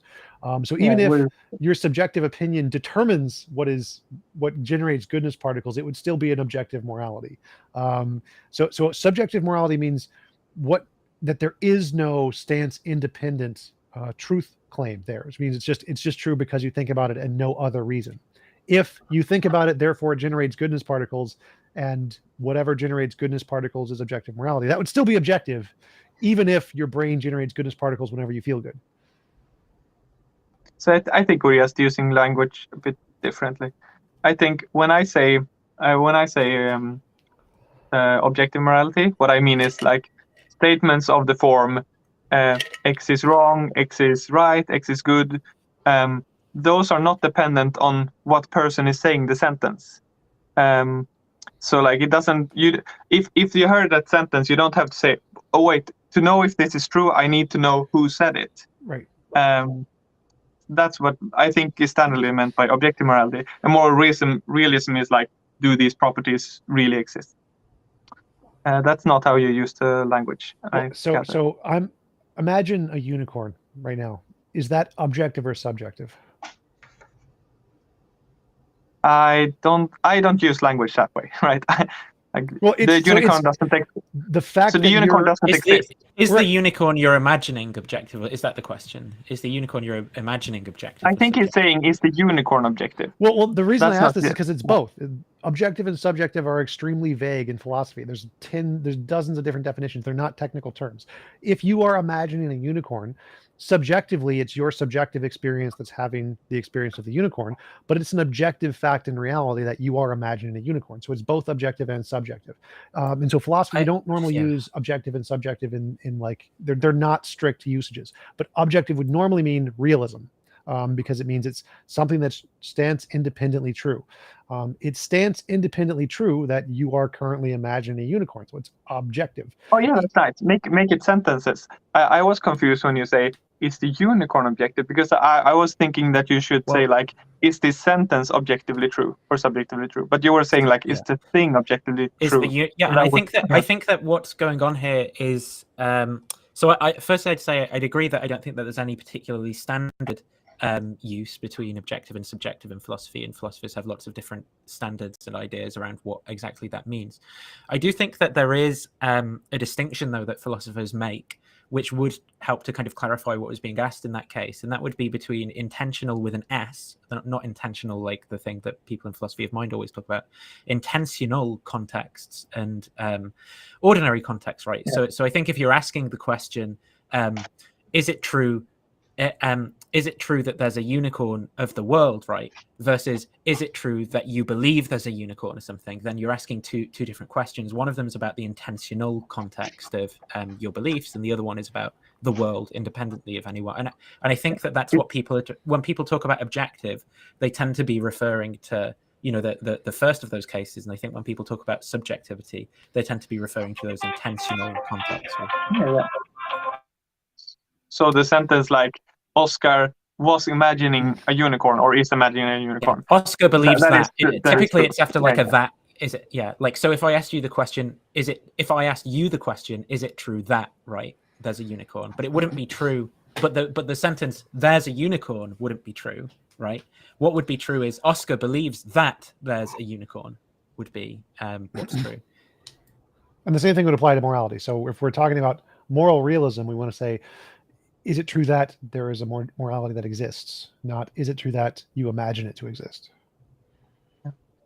But I think the reason I get confused is, let's say that if I just subjectively think that something is good, then that's going to send a signal to this thing, and then it's going to send me goodness particles. And if I just think that something is bad, totally subjectively, it's going to send a signal, and then it's going to send badness back to me. That sounds like I didn't think that was Tom's theory, right? Is it? No. This is a new theory. Okay. That would be like a subjectivist theory of morality, but it would also be a realist theory. No, it would still be objective. You're just saying I use the words this way. I'm saying this is the way I use words. If you want to, I'm just explaining how I use words. So maybe here's a reason why what Oscar's describing wouldn't be an objective theory, right? Because all of the states of affairs about some event that two people would be talking about would be kept the same, right? Like the murder of a child or whatever. But not the goodness particles, because the goodness particles are here are the determining factor. Right. But then the question is, so what's the fact of the matter about the murder? Because we can only appeal to the goodness particles, right? But one person has goodness particles and the other person doesn't have goodness particles. Who's right in that case? What can we appeal to in order to figure out what the truth is? Well, in that case, the murder itself wouldn't be moral or immoral, but the goodness particles in the brain would be. So this is where it gets weird, because at that point, morality has nothing to do with the murder. It's only about wherever the particles erupt, and that's it. And so in this case, the murder wouldn't be moral or immoral because the murder didn't generate any particles. It's just it happens to generate particles in this brain. And so in this brain... But then wouldn't that be, on this theory, right? This would kind of... So it would make it a very stupid moral law. Like it's very stupid. It seems like what this does is it then... it kind of nukes that theory's capacity to actually explain any of our moral discourse. Yes. Because that's going to be true in any case where what we're supposed to be describing, right, is whether like hitting a kid, stomping on a puppy, whatever example you want to give, is a good or bad thing for someone to do. But we can never actually figure that out in any particular case, because the only moral facts in that world are features of people's brains, right, which have nothing to do with what's actually taking place then in the world, which we think we're trying to explain with our meta-ethical theory. Yes, exactly. That's why I said before that it just doesn't correspond to what we mean by morality. I would agree. We would no longer be able to determine what morality was at that point, but it'd still be objective. It'd still be realist because it's caused by whatever the rule is. But it wouldn't be objectively true that that was like right or wrong for someone to have been murdered, right? Right. And so then it seems like there's no objective fact of the matter. It seems like this is a theory of no fact of the matter, right? Rather than it being a theory which makes it true that like murder is right or murder is wrong. Well, there'd still be a fact of the matter. The fact of the matter would be the goodness particle is released here or something, and that would just that's an answer to a different question. The question in that case, the question that's an answer to is, was a goodness particle released in someone's brain? But the question that I want answered in a world where moral realism is true is it true that the murder was right or wrong? Well, I think that's a subsidiary question. So the first question is moral realism true? Is there something in reality which determines what is or isn't moral?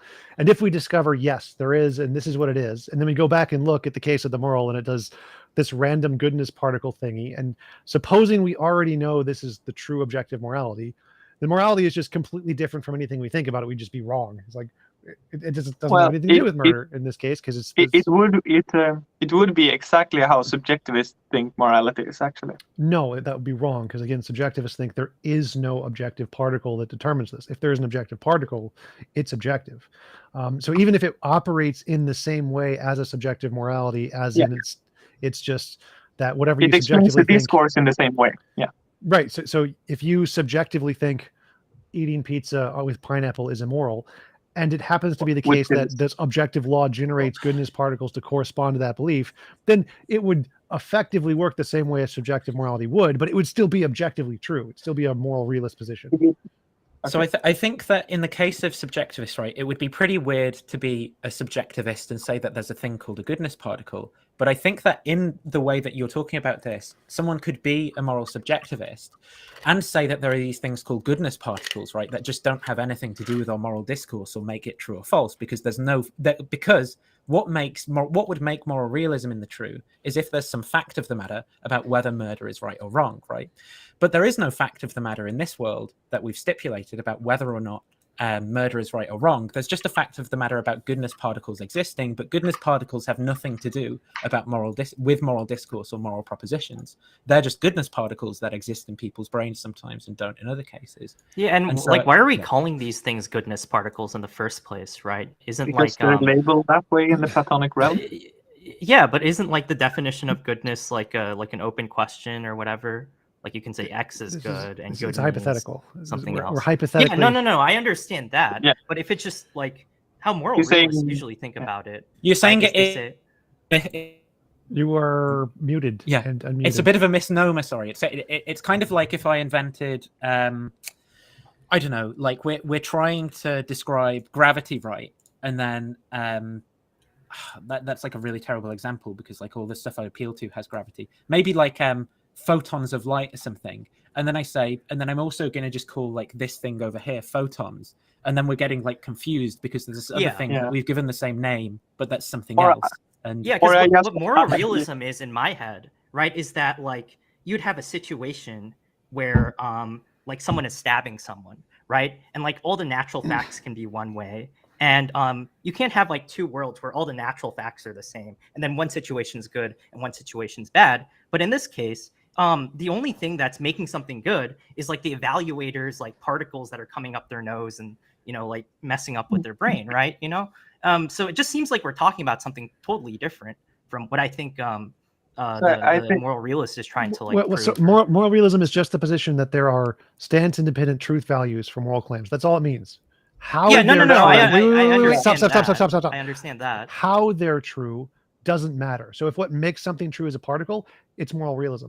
If what makes something true is but then I think particle, right? Well, I think what we have to do. It doesn't matter what makes it true. If it's made true by a particle, moral realism is true. That's all. It's just a hypothetical. I think we all agree with that, though. I think what the contentious claim is, right, is it in this thought experiment world that Oscar kind of stipulated before, it seems that there isn't a fact of the matter about whether or not murder is wrong, for example, which is the condition that has to be met in order for moral realism to be true. No, that's the first part. So moral realism doesn't entail that murder must be wrong. Like there could be a moral realism. No, I'm not. Yeah, but whether it's true or it has to be true or false, though, right? No. So murder can be amoral. It can be completely not a moral statement. It could be like picking up a rock. Okay. So all we need for moral realism is for some moral statements to be true or false. There could be like a single one. And if something is neutral, it isn't wrong. So like so Nathan said it has to be wrong or not wrong. Part of not wrong is neutral, right? Well, I think he meant moral or immoral. So obviously, if it's no, he meant immoral or not immoral. Yeah, okay. I guess I understand what's being said then. So it's like, look, there in the worlds you'd agree to where moral realism is true, right? It's like it's wrong to murder people in like those standard worlds, but like there's no fact of the matter about whether phones are right or wrong, or like you know, like this rock is right. Is this rock good or is this rock bad? Well, there's no there's all sorts of propositions where you can't say whether or not that proposition is right or wrong. But I think that what's happened. Oh, yeah. Sorry. Okay. Yeah. This rock is good, right? Wait, is that a proposition? Well, we can. Yeah, murder is good. Murder is good, right? Is that true or false? This rock sitting on the table is good. That's fine. So there could be a case where that could be moral. Like if there is some moral law or God, for example, and God's nature determines morality or something, and his nature determines that the rock being on the table is good, then that would be morally good. And so it doesn't. Any particular action could be moral or immoral or amoral. There's no logical determining that it must be one way or the other. In our universe, we tend to think certain actions like murdering and punching babies are morally relevant, but that's doesn't matter to objective morality. Completely irrelevant. That's just our personal subjective biases. And so for moral realism to be true, it just means there needs to be one statement of any kind that is morally a true statement. And it could be anything, depending on Yeah, whatever that's- determining the morality is in that universe. But it But some Wait, people think on- like on error theory, isn't it true that like things are not False. like neutral? They're false. Yes, the moral Like statements are they're not false. immoral. They're not. Yeah. No, So error, that is a error true theory state of says that affairs, right? error theory says that for any statement that says something is either moral or immoral is just false. It's not moral. And neutral. I don't no, they're know. false. I So don't- like any evaluative statement, it will be like false. So like, oh, like the bread is good, the bread is bad, they're both false. I think the neutral would probably also apply, or I don't. Yeah, the bread is maybe. neutral, right. is false. Yeah. Yeah, that makes sense. So wait, you said any. Wait, so wouldn't that be a realist theory then? Yes. so- Because there are stance-independent facts like yes. murder is not immoral. That is a true. Right, fact. but get off of murder, Yeah. because again, this could be literally any sentence, any proposition could be a moral proposition, and if that proposition is true, moral realism is true. So if the moral proposition is morality is whatever the good particles pop out of, that's a moral realist position. That's an objectivist position, even if it pops out at random intervals or for no reason at all, or contradictory things. For one person sees a murder and gets them, and one person doesn't get them. Doesn't make a difference. It's still a moral objectivist, moral realist position. Yeah. The rule is just whatever goodness particles pop out of, essentially. Now I agree that would not correspond to our experience of morality. So that would contradict our evidence of morality in our universe, but that wouldn't make it subjectivist. It would still be an Yeah, I objectivist understand what you're model. It would saying. just be a very weird one. So, like in the Yeah, we have example, used more in the words. example that kind of started this whole thing that Oscar gave of where there are two people, one of them can sort of cause good particles in their brain by saying something's good, and one of them can say it's bad. Okay, there's no way for them to like resolve this dispute about like who's right in the case of the of what they're saying about the murder. But there is a fact of them. Well, it's kind of irrelevant. Well, actually, neither of them are right, because there's no goodness particles in the case of the murder. But in that world, right, there is a true stance-independent fact, which is that one of their brains is good, right? Because that's what has the goodness particles. And so there is a true stance-independent fact, but it has nothing to do with the murder in that case. So it is a realist theory. Yes, exactly. It's a very strange hypothetical, and I appreciate him what was preventing it. what was the true moral proposition? You said the brain, but the brain isn't Yes, the proposition. so okay. You in the thought experiment that you painted, right? Yeah, People based off of their preferences, whatever, can kind of like generate goodness particles in their own brain. So there's these two people, and they both witness the murder. One of them says that's good, and the other one says that's bad, right? Both of them are actually false, because there's no fact of the matter about the murder in that world. But there is at least one true proposition. What is the proposition? The person who generated the good, referring to the person who generated the good particles in their brain is good. Yes, the brain is good. Well, so in that universe, or they are good, right? Wherever the particle supervenes or appears or whatever, that is good. Right. So in Wait, that I have a wait, question about this example. Wait. So in that universe, the only thing that is moral is wherever goodness particles emit. That is morality. The emergence of goodness particles is morality. Murder isn't. Rocks aren't. Emergence of goodness particles. So if I think we're. But so, Are we saying? Go ahead. But the theory wasn't that like whatever area contains goodness particles are good. The goodness particles were just causing emotions, right?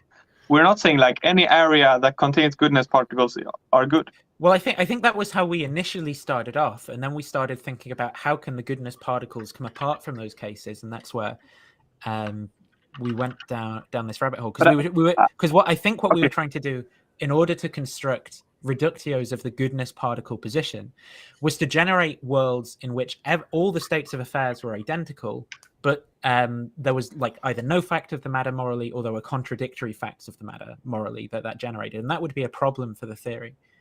Why? Okay, let me ask that clearly then. So why is let's say the goodness particles are in the brain.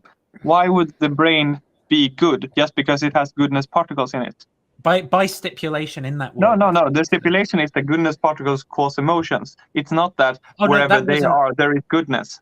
Well, that wasn't. I don't think. Maybe I misunderstood what you were saying explicitly, right? But I think that's how I understood. I understood that the goodness particles were the truth makers, as in that Not where they their exist. position or something like that. Well, I thought that was what we were talking Yeah, about. So, yeah, for example, so- in the case of pizza, when we said pizza was good, pizza was good because it had goodness particles. Or if we said, I don't know, giving to charity is good, every time someone was actually giving to charity, there are goodness particles there, like involved in that action or something. Okay, this is how I understood it. Maybe we shouldn't call them goodness particles. There is some particle that causes emotions that makes us feel that something is moral, like punching babies, right? Yeah, that's not There's how some I was particles- thinking about it. That's Yeah, that's so how let me, I let me- let me understood it. clarify. There are particles which are goodness. The particle themselves is the goodness. And those particles are emitted from certain things, and then they hit your brain and cause you to feel things. So Why can't I? Why can't I call photons goodness particles then? you could, but that's an epistemic Yeah, so then question. the moral realism is true. No. The universe has Stop. It doesn't matter. If it is like, suppose there are no brains and there's some proposition, this universe has moral realism. That means in the universe, there is some essence of morality there. The universe gets to decide what that is. We don't. We can call whatever we want there. We're just going to be right or wrong. The universe has this thing, and this thing determines morality, whatever it is. I don't know what it is, but if it's the case, then it's moral realist. Now, what we think is that if there is such a thing, it's going to correspond to our emotions when we see people punching babies. Whatever morality is has to correspond to that in some way. It doesn't. There's no logical necessity that whatever morality is, it has to correspond to our feelings of people punching babies. It could be that photons are morality and we're just wrong about it. But we think that whatever morality is probably going to correspond to our intuitions in some sense. Does that make sense? I don't really believe in essences, so no. Well, do you think it's like an epistemic possibility or something? Yeah. No, okay. To me, it's not it just epistemically possible. I can explain. I'm not that radical. So it seems like the only reason we're calling this moral realism now is because we decided to call them goodness particles. No, forget us. Say the universe was But then I need formed. essences because to decide that those are the goodness particles, and I don't believe in those. Is there such a thing as a graviton? Is that a gravity particle? Yeah, there are gravitons. Right. So there's something in reality that causes some particular effects, and that's determined not by us. That's determined by the nature of reality, right? So in the nature of reality, there could be some particle that determines all the moral things in the universe. And it's not an essence, it's just a particle that's just like the graviton. It's just the moralitron or something. But why call it that? Why not call it we don't call it anything. We're saying that there is a yeah. particle which So why determines call it all of the morality? things in the universe. We don't call it doesn't matter what we call it. There is a particle that determines all such propositions in the universe, just like there's a graviton that determines all gravity in the universe. Well, maybe this would help Oscar to rephrase the question this way. Do you think that there's an epistemically possible state of affairs, right, where there is a classical truth maker for meta-ethics that makes moral propositions true, and that truth maker is a particular kind of substance that exists whenever there's a true moral claim? Do you think that that's an epistemic possibility? Like maybe there is something in that direction, but it really looks like the only thing we did here was to say there are some particles and they are good particles. And if there are good particles somewhere, I agree. It's completely gerrymandered. I think. I think what the question is. I think the name is confusing us. So maybe the first. I agree with that, but maybe the first thing to establish, right, would be to say, do you think that in order for some version of moral realism to be true, there would have to be truth makers for moral propositions? Yeah, I think so. Right. Okay. So then, could those truth makers be some kind of like physical thing in the world that always exists whenever there's a true moral claim and makes that moral claim true? There's some kind of language confusion here. I guess we just decide, like, if we want to say that certain sentences are true, we can just set up truth conditions for when those sentences are true. So I guess the question. I can just say moral realism is true if there are photons, right? Yeah. Well, hang on. I think the question isn't to ask you whether or not you think this theory is true, right? But the question is, so if the world were like this, right? If this were the case that we had these truth makers and there was a substance, a physical substance that made these moral propositions true, would we have a kind of moral realism, and is that a possible state of affairs? It's possible that I'm just deeply confused on how language works, I guess. Well, I want to go back to the gravity example for a second. So Yeah. is it rational to say that we don't get to define gravity? Gravity is a thing in the universe. We don't get to make up definitions. Our definitions just don't matter. Because there's We a thing decide there. what to call it, I guess. But Yeah, yeah. Are completely irrelevant. There is a thing there and it causes some very particular effect. And if there is a thing there that causes this effect, we don't get any opinion on it. So we're saying that morality is an effect caused by a thing that we just don't know about. Is it possible that morality, we've made up the word, we don't know if it's there or not, but suppose that morality is an effect and it's caused by something out there. Would that thing be morality, just like gravitons are gravity? Wait, you're saying you're defining morality is an effect. Can you say that again? No, morality, the things we see are an effect of something, just like gravity is an effect of a graviton. So there's a particle that causes this effect. It's fair to say that gravitons are gravity, right? I don't know if I use that language that way, but I sort of understand what you mean. Sure. So like gravitons are gravity. Would you say that gravitons make the proposition that gravity exists here true? Together is it the presence with... of gravitons? So there's a proposition, right? Gravitons are here, right? Now, is that proposition made true by the presence of gravitons in the world? Wait, the first sentence was gravity is here or something? Yeah, or that there is gravity here, or the Earth has gravity, something like that. Yeah. There is gravity, maybe. Yeah. Yeah, right. And then the question is, so suppose that do you understand what it would mean? How do I ask this? Is that proposition made true by there being these things called gravitons in the world that are there? They're being made true by two things, I think. They're being made true by there being gravitons, and that we have set up the truth condition for the sentence, there is gravity, to reflect those things. So you need two things, right? Like us to have set up the rules, like what the words mean, and the facts. But let's so I think that what we're doing here, so you see that moving part of we've set up the rules of what the words mean. So I think that it will be the contentious point, because I think that what we're talking about is we're assuming a model of language here where, independently of how anyone talks about anything, there are propositions which are true or false, and those propositions are being expressed in language, regardless of which language that you talk in, right? And the proposition here is a kind of picture of the way that reality is, or something like that, like conditions in reality which have to be met. So you could have a language which was like square, square, triangle, which expressed the same proposition or something.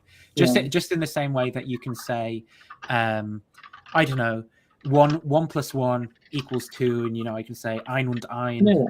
Like we can agree on how to use language. Yeah, and we can. And the point is that agree. So the idea in these cases is that there's a proposition, something that's understood in the mind, that's being expressed in different languages, but we're trying to say, of the proposition, right, is it made true or false by states of affairs in the world? Yeah, I guess the difference in the morality case is that it doesn't seem like we have agreed on like what facts of the world is being pointed out by the word morality, right? Like TJump seems to think that. Oh yeah, you can think this is false. I agree that you can think this theory is false, right? Is actually false. Just in the way that you can be an anti-realist about gravitons, right? You can think that the proposition gravitons, there are gravitons here, actually is neither true nor false, right? It's just something that some people express, or maybe you think that it's false, but it's a convenient shorthand that scientists use as they engage in certain types of activity.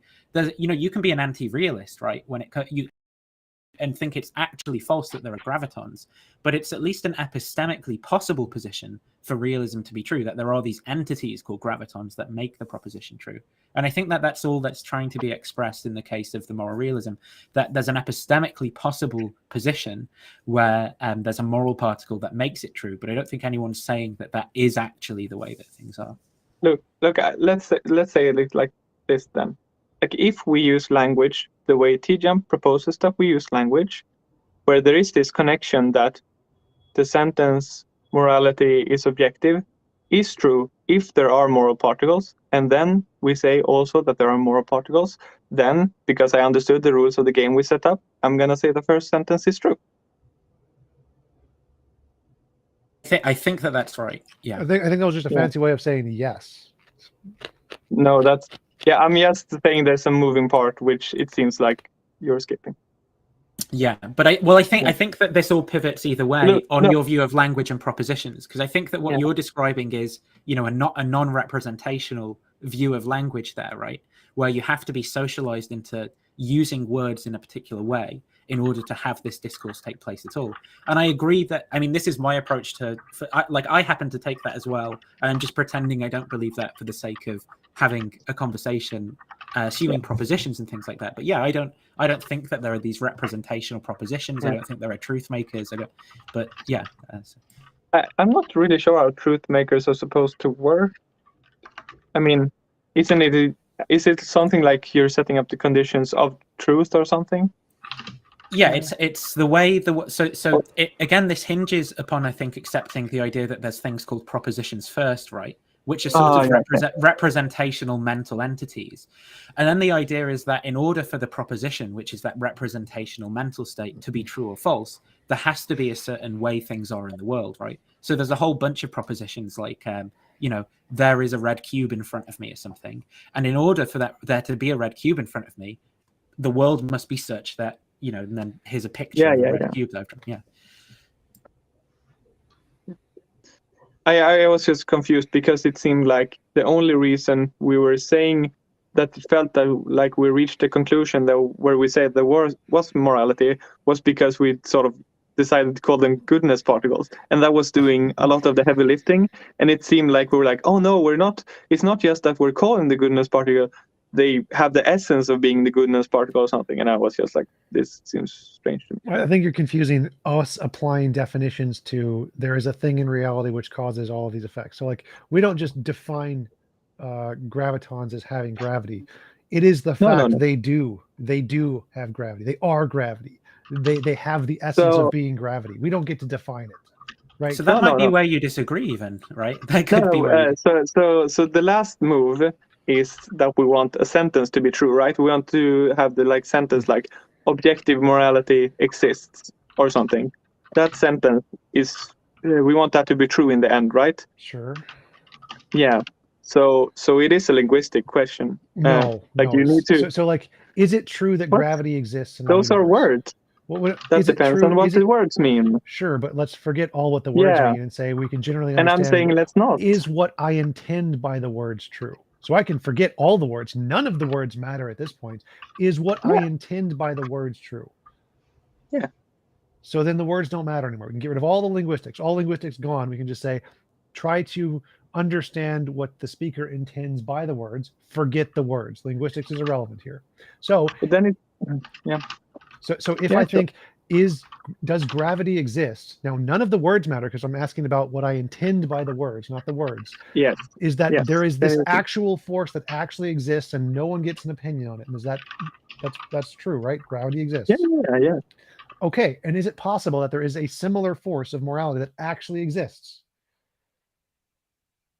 This is where you say that morality just exists. Just like gravity, it's a literal thing in the universe. I guess this is a bit confusing because, I know what you intend with gravity, and I don't know what you intend with morality. It's a particle, just like gravity. We just haven't discovered it yet. So it causes all the good things and bad things to be discernible.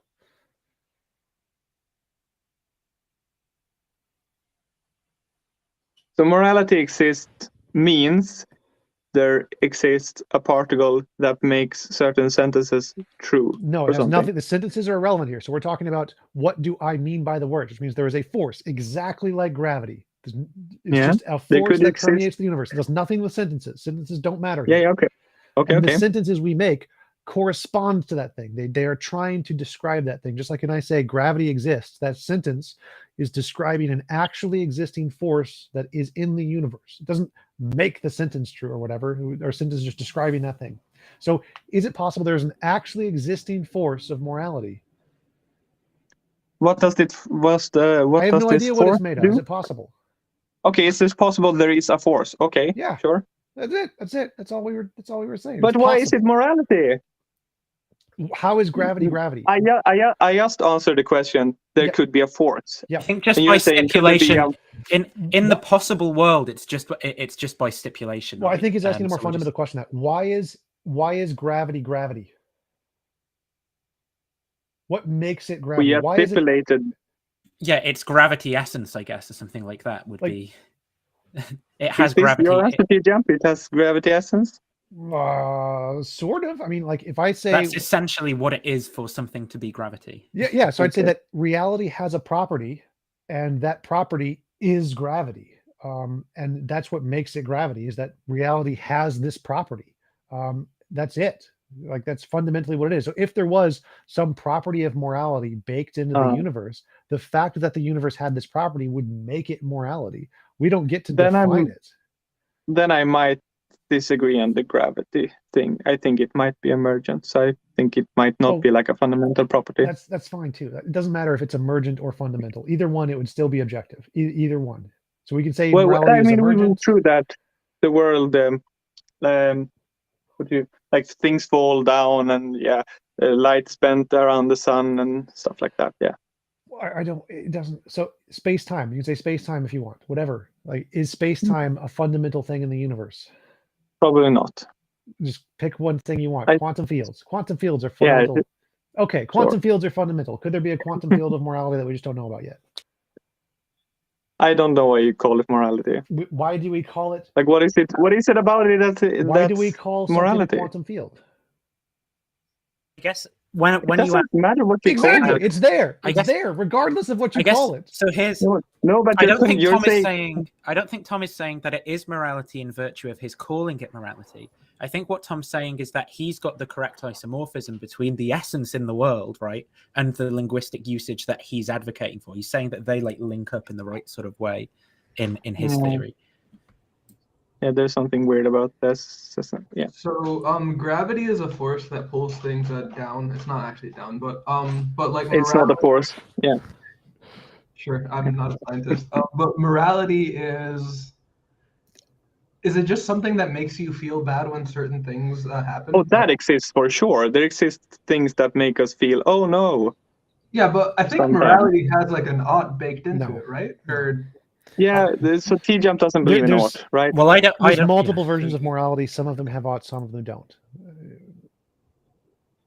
If all you're saying is like, is there a force that makes us feel like, oh no, sometimes, and oh yes, sometimes? Like, sure, that's epistemically Well, possible. Yeah. So if you're asking, if you were asking me the question about what I genuinely believe, right, then my answer would be that our linguistic discourse that we're trained into around good and bad is connected to these feelings that we have, right? So the feelings that we have play a role in this discourse that we're trained into. We know the correct conditions of use to use these words, and part of the correct conditions for us include these feelings that we have. And that would be the way that I think about morality. would that count as moral realism, or? No, I'm a quietist when it comes to the meta-ethical position, because I'm not sure that we have like legitimate, well-formed questions being asked. Right? Let's So- try this about magic. Let's say, I have a theory. what would it mean for magic to be objectively real? Let's say that there could be like people use a spell, do Avada Kedavra, whatever. If it's that's not just us doing language. There's actually some phenomenon in the universe which is caused by some force in the universe, right?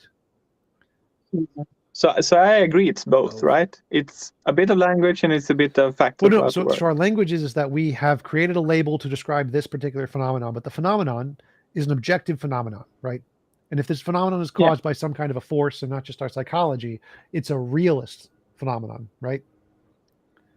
But do you agree that it's also mad? Like if you and I just have very different definitions of what magic is, that will confuse when you ask me like, oh, but sure. That's why yeah. that's why we're going to start with just the phenomenon. We're going to say whatever is causing that phenomenon, that's magic. Magic refers to whatever is causing that phenomenon. Is that fair? Yeah. You can do that. Cause, yeah, something like photons cause my emotions in some ways, right? Forget that right now. We can just say there's a phenomenon in reality, and whatever is causing that is magic. Now, maybe it's just our imagination. The photons hit us and our brains do all fuzzy stuff to make us imagine that there's magic. And so it's not really there. That would be a subjective model. But maybe there actually is some kind of energy stuff that is the Avada Kedavra spell that shoots out of a wand and kills somebody. That's an objectivist spell. There's a thing there in reality, and it's caused by some force in nature, right? Could I convince you to use realist and anti-realist instead? Sure. It's the same thing, imaginary and real. It's not for me, so it's really confusing. Sure, I have to do a redo every time. Yeah. Sure. So there's a realist, there's a magic realist where the magic is actually there objectively and it actually kills somebody. And there's an anti-realist who says it's just in your imagination. There's not actually there. It's just your imagination. And so the realist is saying that this force, there's a force that's causing this magic stuff to work. That you cast a spell of Avada Kedavra, there's this force of nature and it's governing these laws, causing these things to happen. Anti-realist is like, no, it's just all in your imagination. It's just not real at all. Now, I think the important thing in the realist conception is the notion of truth maker, right? The notion of proposition, truth maker, and essence that makes it true. Well, I think those are too technical. I want to avoid those at all costs. I just want to say that, so there is a thing in reality independent of our imagination. That's a realist position. And there's just our imagination, which makes us think there's that thing there, but it's not. That's the anti-realist. Is that clear enough? So, yeah, I think the reason Nathan said that was that he said, like, TJump, you might have some metaphysical baggage here that might make this weird. I don't like essences and propositions and stuff. We don't know any of that stuff. We just know there is a thing that exists like gravity, and it's causing magic to kill people in the realist version, and in the anti-realist version, it doesn't exist. Right? That's the only difference. Yeah, it's like placebo or something. Like, yes, you think you're gonna be killed, and maybe their heart stops. Yeah, just psychological. It's not actually there. Yeah, now, I understand that perfectly. So it's easy to say that magic is a potential law of physics we haven't discovered yet that does stuff, right? It's easy to imagine. Very easy. Yeah. So why can't you just imagine the same thing about morality? Because so what the thing that the morality force would be doing would just be to cause us to have certain emotions. No, it would be we have emotions in response to that, just like we see it. We see the morality, just like we see the spell. But what would be the difference between a world where the force exists and a world where the force doesn't exist? Well, you could posit lots of differences, but I don't see why that matters to the question. I needed to understand, I guess. Well, because like in the magic example you gave me, it was really clear what the difference was. And now it's not clear at all. So I think what Oscar's stipulating is he's taking this kind of idea of proposition and correspondence. Just to answer real quick, like in the case where there is magic and it kills people, and where there's not magic and people die of a placebo, there's no difference there that we can see. I think this is the problem, though, because then the propositions don't actually express anything different. I mean, this is the thing that the logical positivists in the magic one, there is a law. There is a law actually creating these spells.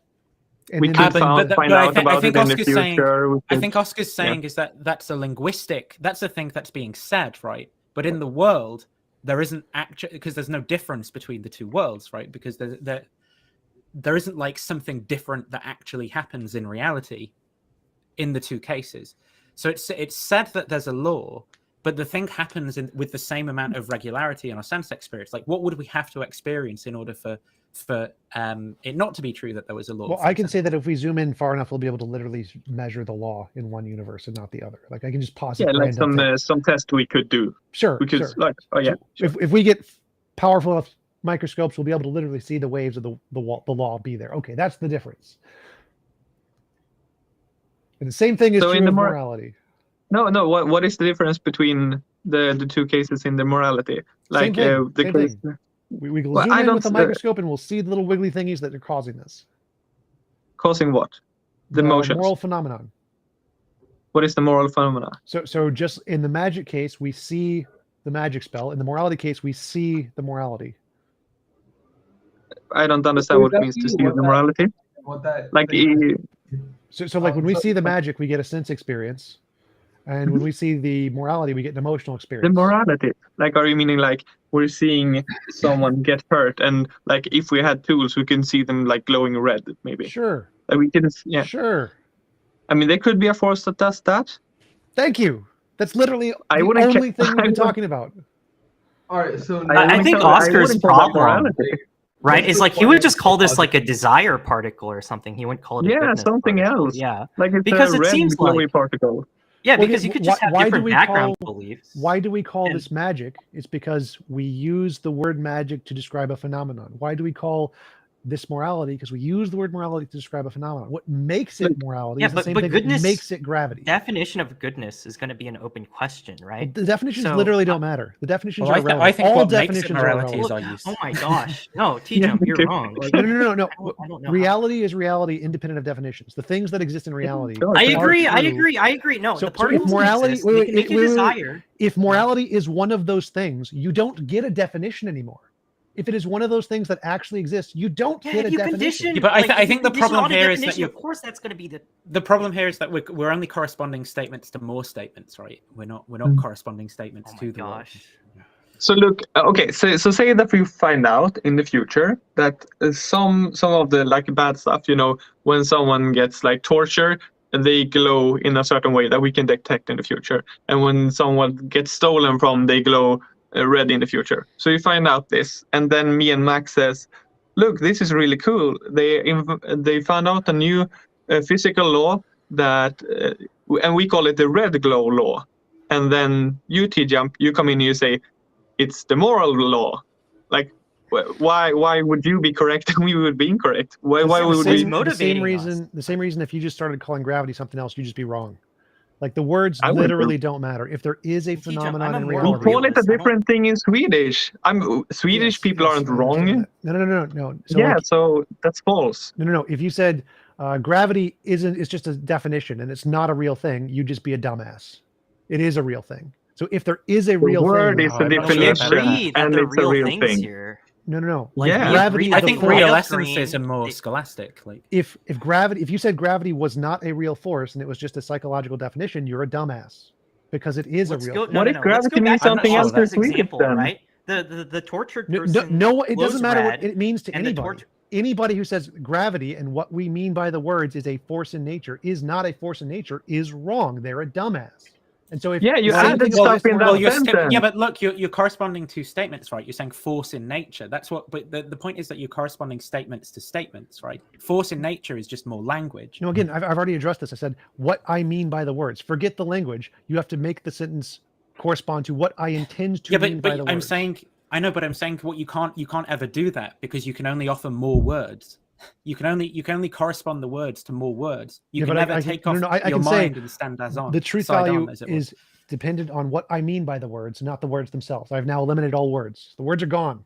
So you can't argue Well, with you've my not words because you anymore. just told me that in more words, right? Yes, but as long as you understand the meaning, You didn't take my mind and make me stand on and see the relationship This between doesn't the matter. propositions you intended Wait, and the world. Instead, you told Yeah. me more words. Yeah.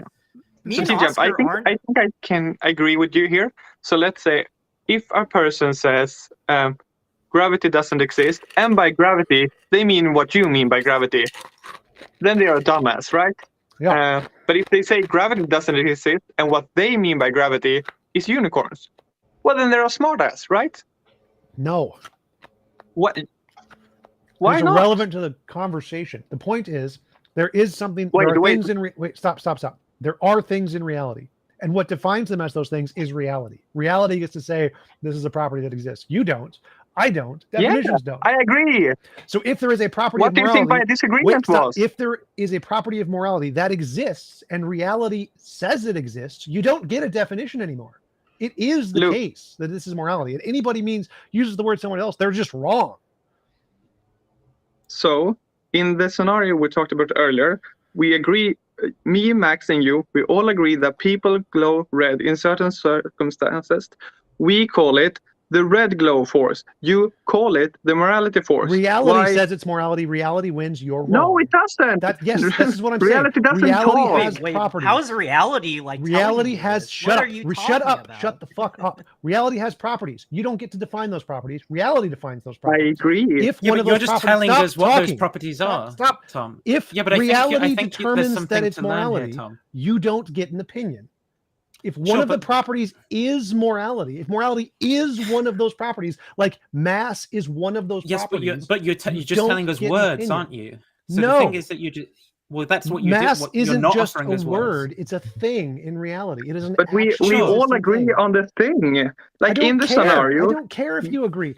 You don't get to agree on mass. Reality tells you this is mass. You don't get an opinion. Well, you keep telling me that I disagree with a part that I don't disagree with. I agree with you on that part, and then I disagree with you on another part, and then you say, just listen to me. If reality said there was a thing such as morality, just like there is a thing such as mass, and it's one of the properties, then you're wrong. It's just that simple. Reality is a certain way. And in this scenario, we all agree on that, and we disagree on what to call it. No. Yes, the only difference between me and Max's and your position here is what we call it. That's the only difference. No, that is completely irrelevant to anything I said. I stipulate that the only difference is that we call it another thing. Right. What's wrong with that? Because if reality has a property, because the word floats above it, and it says morality. Stop. The particle there are actual properties. There are actual properties that have an actual nature, and those actual properties, you don't get an opinion on it. You don't get to call it what you want. It has and a property. And they're unlabeled. Sure, they don't come with a label. They have a particular nature, and the nature is the label. Yeah, but they don't have an English word label. Who cares about the English word? What matters is they have a nature. So why can't we use another label? You can use whatever label you want. It doesn't make a difference. No, you said we were wrong for using another label. Yes, if you use a label that doesn't correspond to reality, you're wrong. Yeah, there aren't labels that correspond to reality. Because it's not like science in English is better than science in German, right? Is Naturwissenschaften better than science? That's irrelevant to the argument here. So this is not hard to understand. If morality is a thing, like mass is a thing, and that morality is real, you don't get an opinion on it anymore. Okay, that's what I mean by the word. So is sodium called sodium or is it called natrium? What that doesn't because it comes with a label, right? So you said so what if you are referring to the same thing and both exist, that's fine. Right. But it's still that's what's happening. Real. It's still an objective, realist position. They're both objective, they're both realists. So me and Max are saying, yes, the red glow force is real. And you're saying, yes, the morality force is real. And we're all intending the exact same thing when we're saying this. We're just using different labels. And you're saying that our label is wrong. That's really confused. What? So like, I'm saying if there is actually a thing in reality causing this, it's objective. Like that's the debate was about, is it objective and not subjective? No, it's objective. No, we're saying, we're calling it the red glow. Dumb linguistic arguments. No, but you said we were wrong for calling it that. Yes, you are. You were wrong for calling it that. You're a dumbass. All linguistic, all semantic arguments are dumbass. I haven't said much. All semantic arguments are dumbass arguments. Every single one. So why are you doing one? Hey, Oscar, maybe let Max try. Yeah, sure. Yeah, so for me, evaluative terms, right? Those are going to give me certain action guiding norms. They're going to give me a motivation, right? So it seems like, if I was to refer to something in the world, it's not really going to get us the essential properties of what, goodness, badness are. It seems like it's more closer to something like the experience yellow, right? The experience of whiteness, the experience of roundness or something like that, something internal. So you could say if you're a hedonist, you can say, oh, pleasure is good. But then if you tell that to me, I'm going to be like, okay, goodness is pleasure. So what, right? You're probably just using a different definition than me.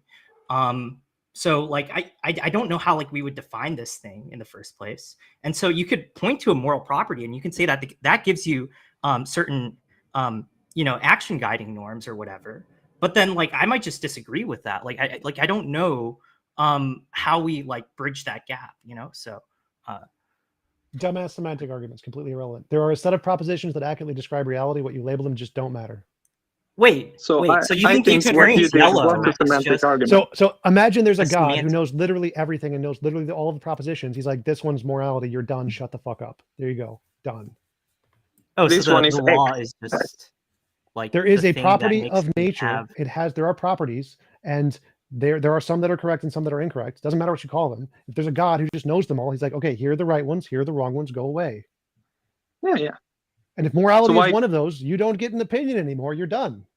Well, that's a subjectivist theory. Divine command theory is a subjectivist. No. God theory, knows so, them. No, He didn't decide them. He knows them. This is not Okay, a subjectivist so theory. it's This just is a an prop. objectivist Okay, theory. so it's in virtue of a property, it's Yes. good, and God knows all of it, Yes. and so he just tells Yeah, me but it's good. property is just another word. Congratulations. Oh my God, I hate you. Okay, yeah, no, I'd agree with that. I'm fine with that, but I don't think that addressed anything I said. So I don't understand what you don't understand. If there's a set of properties and one of them is the moral property and God knows it and can just tell you, you're done. yeah, no, that's fine. I Why don't does know God what have? goodness is. But I think what God would have to do in this case is somehow give us an experience where we stood side on between our language and the essences of things and saw those correspondence relations. Because I think God just telling us is just providing us with more words. Sure. and He Yeah, can no, give you. He can exactly, give you the experiency thingy. There you go. He's Yeah. got okay, it. So, then I TJump. agree. Me and TJump probably aren't far off on that. Then okay, Yeah. that's fine. So TJump, I took you to be making a semantic argument. I'm not. Yes, I so you never, know why ever, I was ever angry make at you. semantics. Yes. Yeah, but if you understand that I was like very frustrated at you because I took you to be making a semantic argument. Yes, and that's Okay. I understand that's a confusion most people in this discussion make. And when I say moral realism, that means literally not semantic. Realism means literally not semantic. Realism is the opposite of a semantic argument in all Yeah. contexts. So I would still need to. I'm not saying say it to me now, but when you say morality, like I would still need to know what you specifically mean, right? We haven't even talked about my version at all. We've just been giving No, how no. to explain what it would mean to have objective morality. That's it. I'm not saying it to explain it. I'm just saying there is still this like part where because you're saying like, hey, don't listen to the words I'm saying, listen to what I intend. And Yes. to do that, I would need to know what you intend, right? Yes. Like So morality is a law of physics. that will always be a semantic thing, right? Sure. Yes, but that's Yeah, why yeah. I said morality is like a law of physics. Then it should be understood at that point. So the reason I got confused was when I was like, so let's say we find this law, and me and Max, we decided to call it the red glow law. Like that's a fine name for a law. Stupid And name. then I took you. Okay, I like the name. And then I took you to be saying like, no, that's actually the incorrect English word for the thing. And I was like, what? How can the word be wrong? It's just a label. Yes, there's And you were like, no, the correct label in the world is morality or something. Yeah. And I was like, Oscar was this is talking really about speaker confused. intention, I think. Yeah. Yeah, it was Yeah. so weird. language is ambiguous. There are no objective meanings, of course. I think you need to know what people intend, but most of the time we just intend the same thing because we were all trained to do this, right? Well, I don't think there's any such thing that people intend. I just think there's, the linguistic practices. And... Sometimes I worry you go too I far. think like me and TJump would agree on a lot of things. I'm just like sometimes I'm caught up in when he says it's like a law of physics. Like would that specific law just give me? It's like some physical like causal process that gives me the action guiding norm. Because like that just seems like, that Action seems guiding kind is of- irrelevant. You don't need any action guiding at all. Yeah. That's irrelevant. Oh yeah, then I just disagree with you. Because I know you're what is it like? You have the utopianism thing, and then you have the no like impositions on someone else's will. Yeah, I mean I just disagree with that. So, but that gets more into the actual like applied and normative theory, not the metaethics. Yeah, I think like I haven't met many other people that are realists, but they don't believe in oughts and shoulds and stuff like that. So always when someone tries to convince me of moral realism, like I try to make that part work as well. So then it's really confused where you're like, oh no, I don't believe in those things at all. Like they're just totally disconnected to reasons and stuff like that. you're like just talking. Maybe there's a particle that does things to brain or something. Yeah, it was just a hypothetical to try to explain what it would mean for realism. It should not be that hard at all. I mean, should and ought is a very common part of realism, I think. Some versions, but irrelevant. Yeah, I'm a bit tired. I'm gonna head out. What is like past midnight for you, I think, so, or coming up to. Um, So yeah. 2 minutes, For what 2 it's minutes. worth, like Oscar, I sort of knew what you were saying, right? Like, so I don't think it was just you being tired. Like, I sort of got the criticism. So. Yeah, I think TJump is wrong, but I don't want to start something. Yeah. Have a good one. Yep. Bye. I think See I'm ya. gonna leave too. Midnight. Yeah. Well, let's end the stream there then. Sounds good. Right. We'll see you around, Tom. See ya. It was eventful. Yep. Definitely do this again sometime. Yeah, sure, man. Thanks Talk for to you coming later. by.